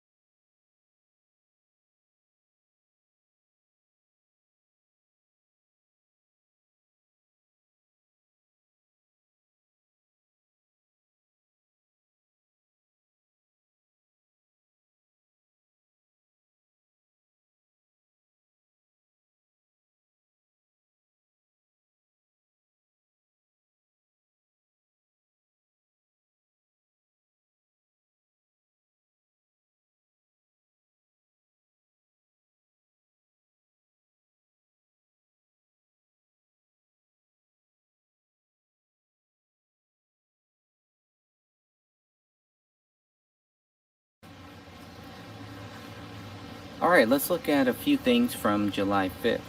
July 5th with the script. Okay, and I will read directly here. Had an idea for the Gray State rewrite. Oh Lord, wouldn't it be great to knock out a Giraffe 2 in a week? Problem solved? That's basically it. Then it's paycheck time forever. Don't get distracted. You've got Linda's notes and a fair few of your own. After this contract is finished, you can get to work. In the meantime, don't be discouraged. Cracks in the dam mean the pressure is building. You've got a reservoir back there, no worries. This reminds me of a comment made by Harrison Ford when he got hired in Star Wars. And after Star Wars was a big hit, you remember the documentary shows him, he's doing this, he's clapping, he's putting his hands together like, great, now I can get to work. And it reminds me of how it's very similar to what David Crowley is writing here on July 5th, 2014 about the Gray State script. Because at this point, it's time he's got to get them a script. We know he gets them that before he meets with them again in September. And of course, all that's in the Day One Journal. You're going to find a lot of that stuff in there. So definitely, there's a great timeline that we already have. There's a great timeline that I feel I have in my book, the very last chapter, which is kind of the timeline of the last month of David Crowley. But there's so much here that just adds to that, right? This is like all extra. This is like the extended version of all of that. But so I believe that our team, the real Justice for David Crowley team, we've done some great work putting egos aside, anything like that, and just knocking out these timelines, taking it to the next level, seeing what some people have done and expanding on it to where now I really believe we're very close. Maybe within the next year or so, we're going to have a really good a better timeline, an updated timeline. That is just going to make it easy for researchers to see where we're coming from, to see why we're still here, and that we're not here for our own purposes or anything. We're here because this is a slam dunk case that really shows David Crowley did not do this. And the more data that we get, the more information that we get, that's what we see, is that David Crowley is innocent. So that's all we're looking at here. Okay, so the second part here, after that, so this is still from July 5th. He says, back at it, working out hard. It's been a week since the big LA trip, but being apart from that energy for a day tends to put you back where you started. I'll have to face the fear again and again until it becomes habit, but I'll get there. I know I can do it because I already did once. So the confidence, everything is building, right? He's really confident about this, still kind of riding that wave of the big LA trip here. It's coming. I mean, things look good. Things are positive. Leaving Minnesota. So here's another great one. He says, we are in the deep slowness. Everyone around us senses our escape, and they want to get on the sled. But where we go, no one knows. What wonders await, who can tell? But we will stay alive. That's July 14th, 2014. Let's think about that. Things are kind of moving slow. David talks about a chaotic life, chaotic thing. But it seems like once they move to 1051 Ramsdale Drive, everything kind of starts to slow down a little bit. He can take a few steps back and observe things and see things a little bit better from a distance. Things look different. When you're in the chaos, you're just trying to get out of the chaos and just trying to get past it, which is what I think from 2012 to 2013, early 2014, that's what it was for him. Chaos, good chaos, but still chaos. Productive chaos, but still chaos. So he says, everyone around us senses our escape, and they want to get on the sled. They want to go too, I'm pretty sure he's talking about certain people here, but who knows? I mean, only he knows for sure. But we could definitely include several people in this because they would qualify as everyone. But where we go, no one knows. What wonders await us, who can tell? But we will stay alive. No plans on dying. It's all of the plans are to stay alive and to go somewhere. And that's why I thought, well, this sounds like he's leaving Minnesota. That's the plan. We'll see how that goes. Here's another one from July 14th. The deal is moving forward. Oh, let me go here. The deal is moving forward. Just out weeding the rocks, yesterday's dominating thought was that I need to get out of here. And I get a friendly call from Adam Gislason while on my face in the shrubbery. Deal is moving forward. So he is out there weeding at his house, and he has this dominating thought that I need to get out of here. And I get a friendly call from Adam Gislason. Deal is moving forward. Fortune is at hand. Gray State is going to be a thing. As it turns out, cause for celebration maybe. And another little interesting tidbit on July 19th where David is talking about his legal team and they're swinging for him but taking too long. I'm at the crucible of personality changeover, and I feel so deeply the invisible turns of my legal team, swinging for me but taking too long. And oh God, how I have been patient for success and recognition. I have borne a heavy burden for a long time to achieve this. Every little piece in its place, all along the way. So everything's happening, going forward, moving forward. Here's another one from July 19th regarding the scripts. There's just a lot happening, man. Between the kid and the option and the new script and the 9 other scripts, and then all the other things normal people deal with on top, trying to keep the engines clattering, the smokestack belching, the barge hurling along. So the 9 scripts is also these other 9 scripts for 9 different projects, we're assuming, right? Not 9 scripts related to this. I don't know, maybe they could be, but you could tell, he's just not, it's another thing where they say he's just focused on Gray State. It's not true. He's got 9 other scripts, 9 other projects. He's focusing on a lot of other things too, and working on this new script here. So that's pretty interesting to me. So you can see after the big thing in May when he meets with the Mikes, and then in June when he gets the call that Gray State is a go, it's they're going to go with it, and he's working on this script that he calls, and this one he calls V2 version 2 in the Day One Journal on July 22nd. And so he makes some interesting comments about that because he has been kind of procrastinating. I think a lot of other things just kind of happened, and he's just having a hard time getting started with this Gray State script, with this new version that he wants. And this is the version that I don't believe that we have yet. It could be the version labeled V2. V2, which is the 2014 one. That could be the one that he's talking about here now. I'm not really sure. But here's what it says. I begin to commit to Gray State V2, and her mom is diagnosed with cervical cancer, and dad continues to fuck it up. I've had good progress with Ronnie, and I am keeping up with my 530 workout / meditation routine. Coming back into the world enough is to see what I'm doing. What is it? Coming back into the world enough to see what it is I'm doing. Okay, interesting. But I mean, that's the thing. He's getting ready. Gray State version 2. It's happening. It's going. He's finally getting serious about it, or so he thinks. And then of course, family life again gets in the way. But all right, and here it is, July 25th. That is a Friday at 11:39 a.m.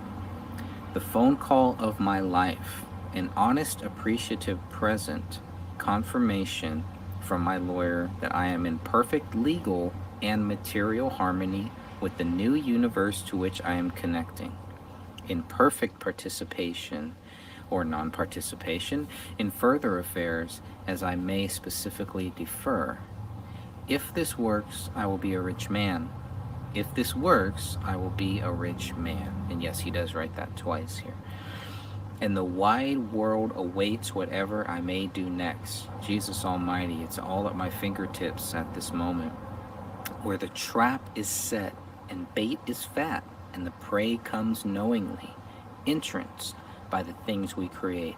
My big pretend gray state empire is merely a thought in my head, and Adam stands guard with a battery of legal connections in the same firm that carries Owl City, and we advance bravely to the west, to be met eagerly by new friends and allies, a new team, completely free to create what I want in the world or not, but rich enough to do whatever I want. Big statement here.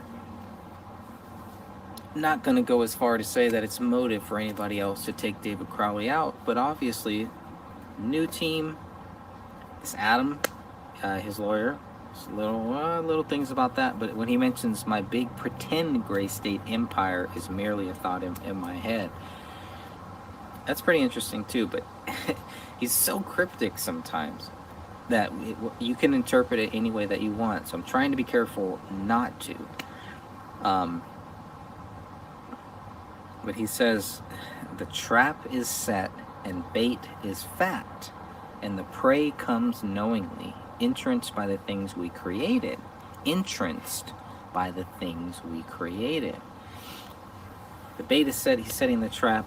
This could all be the Danny Mason stuff, getting him to sign the paperwork. But it sounds like, regardless, without the paperwork, he, according to David's lawyer, his lawyer is telling him that he's in perfect legal and material harmony. So, there you go.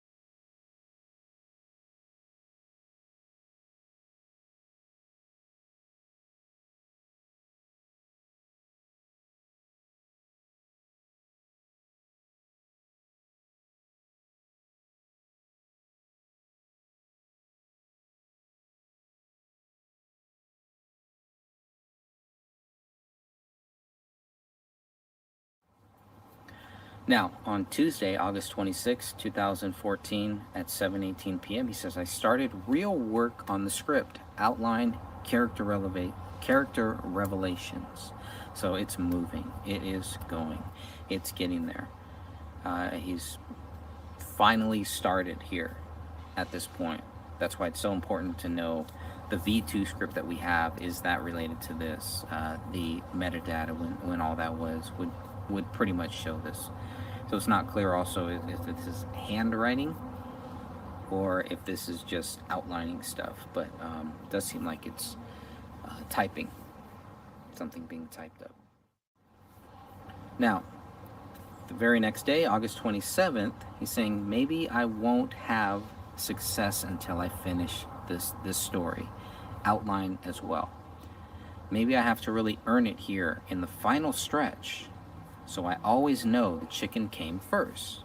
Okay, maybe I don't hear back for another week. Yikes. I want to manifest this story now. So he wants to send this story out to the mics, and as you're going to see going forward, as we reach September, he's going to start rushing for a deadline. All right, so August 29th, he is just makes this quick little thing here that I jotted down. He says, I'm fostering something great with the rewrite. So whatever the script is turning into, he's very happy with it, and he believes that it's something great. All right, now we've come to the last day in August, August 31st. The release ceremony. Here's what he says. Tonight I conducted my release ceremony. Unfortunately, there's too much to burn, and I already threw a bunch out this summer, but it was good. I felt light, magical, ready for the universe to be creative with what happens next. So, anytime I hear the term magical, it is an eye roll for me. That's just me. I mean, that could mean anything to a bunch of different people. Magical, when I think of magical, I don't think of Jesus Christ. I don't think of spiritual, but who knows? Maybe that's what other people think when they think of magical. What Jesus Christ did for them could be magical. For me, it's satanic, but to each their own. So it sounds like he's throwing out a bunch of stuff and just kind of getting ready for whatever happens next, for what the universe throws him next. That's another term, the universe. Oh, the universe, Mother Nature, Gaia, all this stuff.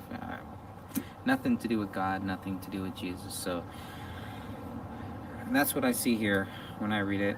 Magical universe, all substitutions for God and for the power of God. Just my view, folks.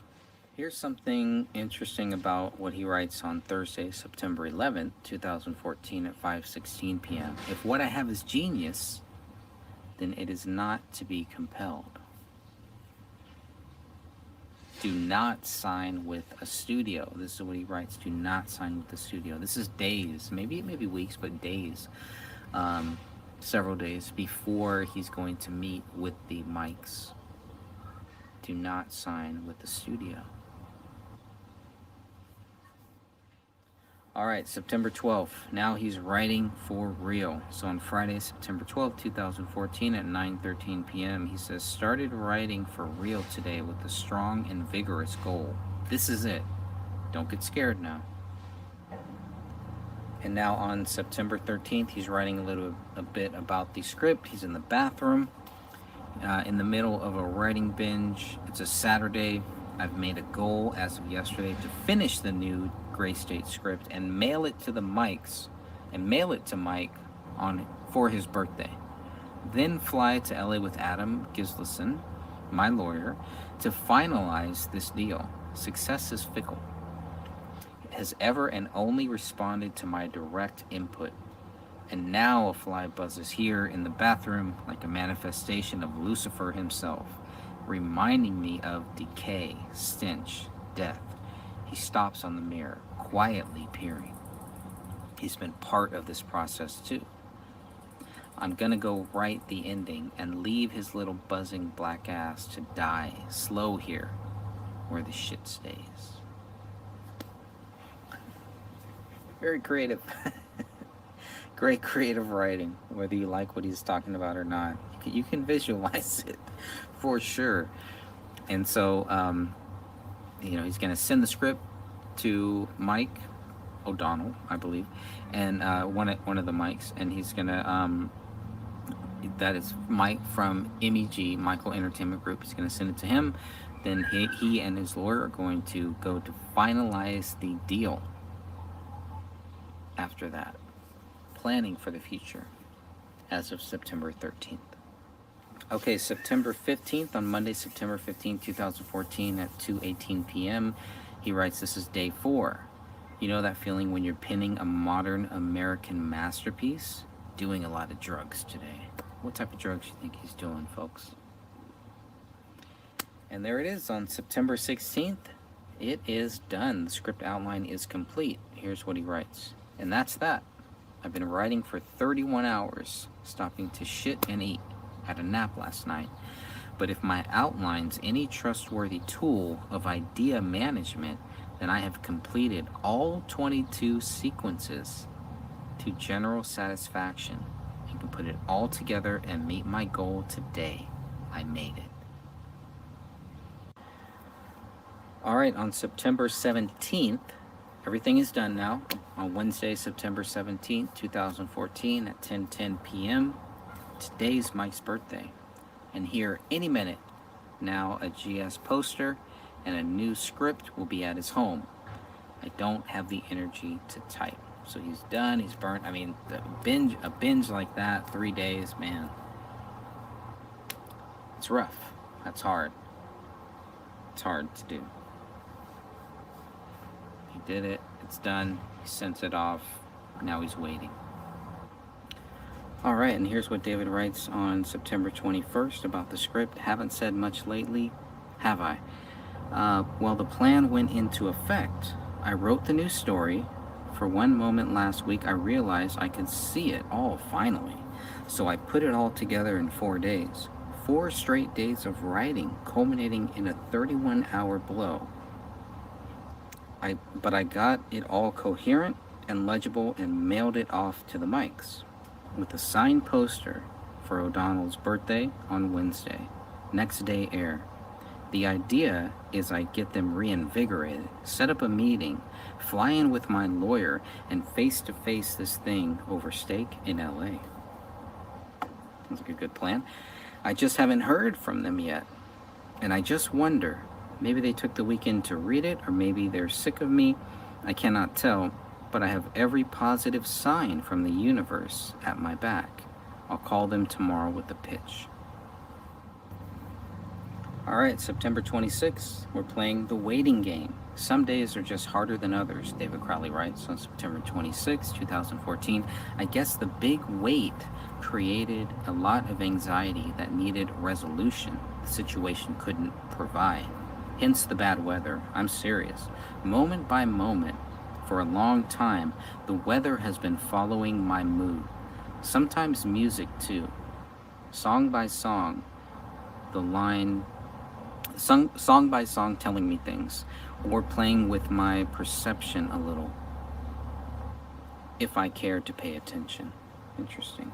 So he's waiting and waiting and waiting, still waiting for the mics to give him something. That's what it sounds like. And September 29th, let's look at this. So here's what he writes. Finishing the script mechanically and looking forward to a long road ahead.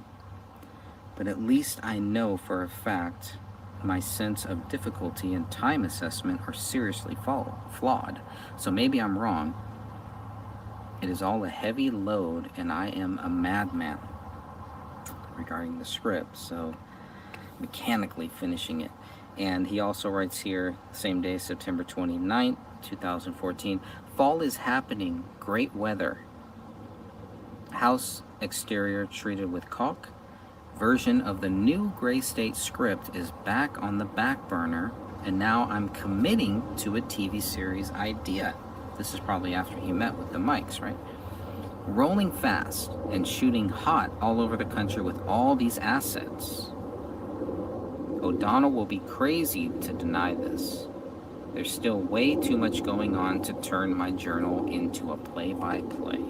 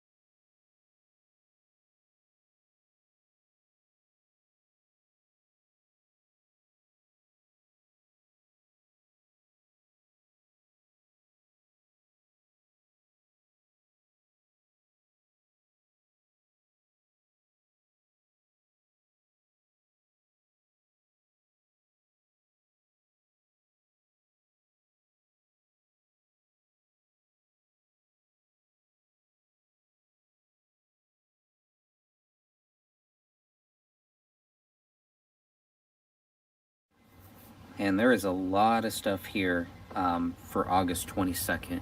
So we're going to look at some of these here as well. This is regarding the script. So remember, August 22nd. Now, the script that we have, unless we're looking at the V2, unless the V2 script came after the one that we have that is dated May 12, 2014, which before I thought that the V2 was a version before. Now, maybe Catherine and Dan and Sophia, maybe they're right if they thought that the V2 script, the other script that we have from 2014, because we have two from 2014, maybe that script was kind of like a version that came after the May 12th script, the one that is dated May 12th. That's highly possible now. Now it makes me want to go back and read that one. But it just looked like an early version of the May 12th script because it wasn't as well done. It just looked like an early version to me. Who knows? But this is what he says about the script. We're looking at August 22nd here. I'm just going to read a few things here. This is what gets my heart thumping because I haven't written Gray State yet. So even at this point, he hasn't really written the final version, not its final form. This is my purpose. This film will be the history changer everyone needs it to be. And I don't have the damn thing on paper yet. So he hasn't even started writing yet. So with the metadata and everything like that, it's very important to kind of know, is the script that we have that's from 2014, the one that says V2, is that this script that he's talking about? Or is there another script that we don't have yet? And of course, you can find those scripts on my website. If you go to thegraystage.wordpress.com, scroll down to the bottom, you'll find the three scripts. We have two from 2014. One is titled V2, and he specifically mentions a script titled V2. That could be V2 version 2 of the one that we have that is dated May 12th. I believe the one that is dated May 12th, 2014 is the one that he first gave to the mics. And now I'm really starting to think that the one that is titled V2 is the one that he was rewriting, keeping some of that stuff, keeping some of the stuff that he liked, but maybe just kind of expanding it or leaving the doors open a little bit. And I remember at this point, it's not really clear about the... I think it isn't until September of 2014 where he really is told, okay, this is not going to be a movie. This needs to be a TV series. This would work better as a TV series. So he says, I haven't got this down on paper yet. He says, I have stained and strained the past 10 years to force a new universe to appear. It has changed from its original vision, but to the better across the board. And all I have to do is write down the thing I am intended to create without fear. At the moment where the pressure for success is massive and acute. Thank God for marijuana, because talk about pressure. It takes an invisible till. He mentions invisibility a lot in this too. I find that interesting. Don't think it's real? How might a better man cope with his own daily stressors? We can really help you temporarily. I believe temporarily it can help you cope with a lot of stressors and stuff. So, but when he says the past 10 years, this thing for the past 10 years, a new universe. We know what Danny August Mason, a couple months after David Crowley died, and he wrote this copyright for the LLC for the Gray State universe. But this is David Crowley's real Gray State universe here that he's talking about. 10 years, so 2004, it would have had to start maybe 2005. But man, that's really, it's taken all of those experiences. Is that what the Gray State script is? Is that what the quote-unquote original vision is? But to the better? I don't know. I mean, a lot of his stuff is kind of cryptic. He's writing to himself, so he doesn't need to explain it. He's not writing to explain it to anybody else other than himself, obviously. But it's some pretty interesting stuff. And of course, I want to be careful not to add my own speculations too much into it. Can't help but do that. It's natural. It's common. It's going to happen. But I'll try to do that as minimally as possible here. All right. So that's with the Gray State script. As of August 22nd, 2014.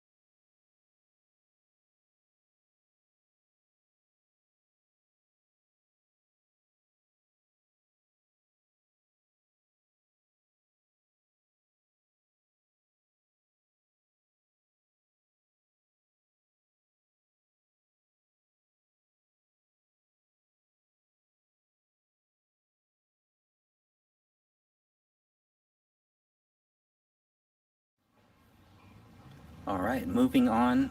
Excuse me. Moving on to July 31st. Let's look at some of the things that we have here. So, some interesting comments from July 31st. David writes, I have been thinking of it all backwards with my family. I think. To me, the split never really happened, not as a matter of denial, but I myself was in a state of bravado, masking a constant fear. So I guess I felt relief in suddenly counting my family among the emotionally desperate. I returned to my own strength while expecting an admittedly broken and dysfunctional family unit to function as a core of renewal, acceptance, and love. My receiver was broken. My receiver was broken. After all, I wasn't around when it all happened, and I wasn't around for good until 3 years afterwards. We don't understand each other at all, making my relationships with them more fleeting, weird, and distant. This is a long one here. I have not reached out to them in their pain because I lived in a self-imposed world of pain. And my self-image was so inverted that I assumed if we were both in pain, you would always be the more experienced and capable. Kind of sounds like he's talking about his parents here. This makes me retreat to my inner reserves, hold my own counsel, and approach others with a strange, frightened fawning. I can't talk real with anyone. I don't know what it is. The army, I guess. Being in not only combat, but constantly forced. But constant forced social situations warped me. Always preserving my own personality for 5 years living in a rotating battery of strangers and arbitrary authorities. Constantly cautious, always violated. And upon my return, my family had shattered. Yet I, in the ways in which brothers and sisters and mothers and fathers are meant to understand one another, I expected the same from them when they were not the same. I am happy though, because at my core, understanding of them, even though warped, they are the golden experiences of my childhood, good and honest people, my shining heroes, not the gray, sad specters you see now. How could this have happened? So it's a long-winded rant there that he gives. I don't know if rant may not be the best words to describe this post on July 31st, where he's talking about his family. And this is some of the stuff in the Day One Journal that I was kind of looking for to get kind of a deeper understanding of what was going on with their family. So when their parents divorced, I believe 2004, 2005-ish, David is off in the service. He joins the service right around that time. So he comes back home and things are pretty much different. The dysfunctional family, he says. I've been thinking about it all backwards. The split never really happened. That has to be the split between the father and the mother. And then suddenly, they're emotionally desperate. A broken, dysfunctional family to function as a core of renewal. I mean, that's got to be tough for anybody who has lived through a divorce of your parents. At a older age too. I mean, when it happened with my parents, I was really young, so I didn't really understand it. But that's got to be traumatizing, especially at that age, at age 17, 18, and all of a sudden your parents are splitting up. You're going off to war, and you come back kind of hoping things will be better, and that looks like that's not really what happened. There's this distance. But one of the most interesting things that he described is at the very end here, where he's talking about the gray, sad specters you see now. How could this have happened? So again, that's another place where he uses that term gray, and like we said, it comes up a lot, or comes up several times. So the gray state is not just a description, or the term gray. It's not something that was just kind of born out of thin air. There is a lot of purpose, I believe, behind that word gray in David's mind that he uses. And to kind of say that what it once was, the golden experiences of my childhood, I can definitely relate to that. Good, honest people, my shining heroes. And then now, it's all warped, it's all gone. Sad stuff, just regarding David's quotes here on July 31st about his family. Some of the quotes. The Mass of David Crowley. Let's look at what he writes on August 13th, 2014. I have been living behind masks for many years. Since 2004, it's been total immersion, and surely it began before that. 5th grade, maybe. Masks of calculated behavior, mirrors to enable me. I become someone else, depending on who I was around. Totally relatable, especially in the 5th grade. In 2004, I joined the Army, where I would have no self. So when I got out, I brought my mask, because by then, I was my mask. Very powerful. Excellent writing. Really stuck out to me, and really, I really like the way that he phrases all of that. Mass of David Crowley. That could be a movie. That could be a script right there. Could be a documentary. He also writes, Kay is the only one to be let in. Kamel. She's the only one to know me. The others have been mistakes. Let in because I didn't realize the person was friending the mask and not me. My fault. And now they're back outside the circle. Interesting. That's gotta be cryptic about the Gray State goons, about these goons that all wanted to be part of, not all of them, I shouldn't really say, maybe that's not really fair, because it seems like there were a lot of people, but we see the cast of characters, the supporting cast of characters here, the suspicious characters in nature, just by the shady grays. Shady gray people involved in this case may be a better, but it always comes back to these same people, and he's saying they were friending the mask and not him. And that makes sense, you know, when the popularity rises, sometimes people will try to come into your life who don't really care about you, don't really have your best interest. They're not really there to be your friend. They're there to leech on to see what they can get out of whatever you're getting. They want a slice of the pie.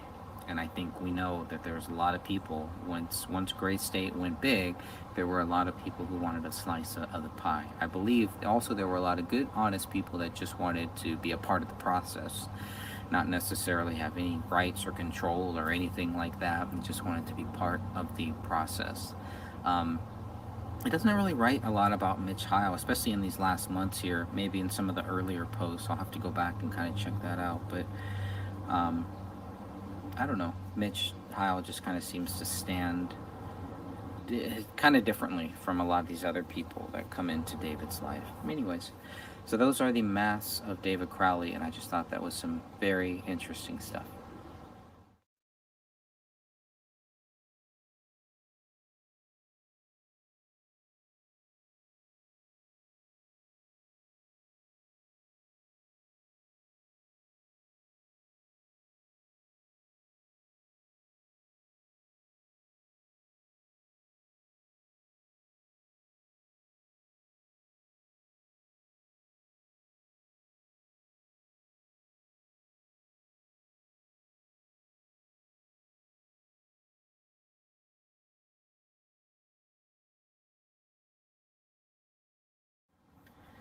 All right, and now we're going to read the last paranormal, spiritual thing connected that I could find in the Day One Journal. This is from Tuesday, November 4th, 2014 at 10:08 a.m. David Crowley writes, remember yesterday when you saw it was 333 and you realized you were munching an apple that Kamel had just given you? Last night, 8-1230, our garden of Gesima. We are cast out of Eden. We are cast out of Eden. That's a pretty big statement here, but I mean, this is pretty much what page 161 of the journal, of 162 pages. So I thought that was a pretty interesting quote that he would write 333 when obviously, 666, we talked a little bit about that. But munching an apple that Kamel had just given you, it's the Adam and Eve thing. We are cast out of Eden. Obviously, you can see that. So that is pretty much where the journal ends. That really is the last post in this 162 pages of the journal. The next one, the only other thing is it's from Wednesday, November 5th, 2014, and it's a photo of their kitchen table, basically. Another paper towel. Lots of paper towels everywhere, always, right? We've talked about that a lot, I'm sure. And then a written, looks like a binder is also there. Maybe that black binder that you see in the kitchen, on one of the kitchen tables. Yes, kitchen table. Would that be a kitchen table? Next to where the coffee pot is and all of that, right? There's that black binder there. So this could be part of that black binder. But looks like something, can't tell what else is on the table or something else. But then with the quote that says Rania DOB 5 November 6:35 p.m. or so. Now we know that that is not Rania's date of birth. So it's pretty weird. You can kind of see like, I don't know. That's just pretty odd to me, that last photo there. And the last, it's not, I guess it's just a kind of like a caption or something. But the last real post is the one from Tuesday, November 4th. Where he's talking about eating the apple at 333. I just thought it was really weird to put 333 and talk about eating an apple, being cast out of demons. All stuff that is related to the spiritual battle that I believe that they were facing, that we all face, right? We all have a spiritual battle that we're facing, whether we recognize it or not. And this brings us to the end of this 162 pages. I'm sure there were probably other things in here that could have been included in the spiritual battle. I tried to get as many of them as I could and put them in here to make it easy for everyone to kind of go through it. I hope these videos have been helpful, and I hope it will further your research, and I hope that you will take the time to look into the Day One Journal and read it and see what you think about it. I've chosen to just focus on the things that I thought were really relevant to this case. Some personal stuff, but a lot of personal stuff I felt was not really relevant. But focusing on the last couple months, I think really helped me kind of get a better understanding of David's kind of mentality, some of the battles that he was facing, not only the spiritual battles, the physical battles, family struggles, script battles, all of that stuff. I think it's all of that is very, very relevant. So I do hope that this has been helpful. And again, if you want to go and download the journal, you can. We'll be talking about other things in the future too, but this was just a focus on David Crowley's Day One Journal. This is some of the most recent information that we have, that you have, for your research purposes only, hopefully. But whatever, there it is. And I don't know. I mean, obviously this just kind of confirms a lot of the things that we've been talking about. I was expecting to see some more quote-unquote paranormal stuff, especially from the dates that are mentioned in Eric Nelson's film, and not really in there. But the things that are mentioned, like the orb that they see, or this light, flash of light, hearing Kamel hearing Rania talking in a different voice, things like that. It's just all, it's all very disturbing, I guess. But the way that they talk about it is just very calm and casual. It just makes me think it's just, for them, it's not that big of a deal. It's just part of their life, which is very interesting. Again, I use that word a lot, very interesting, because a lot of this is very interesting to me, but not in a good way. But that is all that I kind of found relevant for the spiritual stuff, the spiritual battles that David is facing. And we've gone now through a lot of these pages, not all 162 pages, but most of them, most of the relevant stuff, the stuff that I felt was relevant to this case and to what happened with David, what didn't happen. Obviously, it's very curious that the police are talking about the journal ended in September, and we can clearly see that there's a lot of other entries beyond September into October. Some of it seems kind of weird, kind of like, you know, some of the questions are maybe if there was some stuff missing, possibly. Hopefully not, but there could be some things missing. Just some of the dates, some of the way things look, why are some of the posts, some of the titles of the posts where the date is, they're in blue, and then in a few others, they're in black. It almost looks like it's copywritten. I don't know if these were some of the posts that were taken out, and then they were able to recover those posts, and that's why they're not all in the blue text.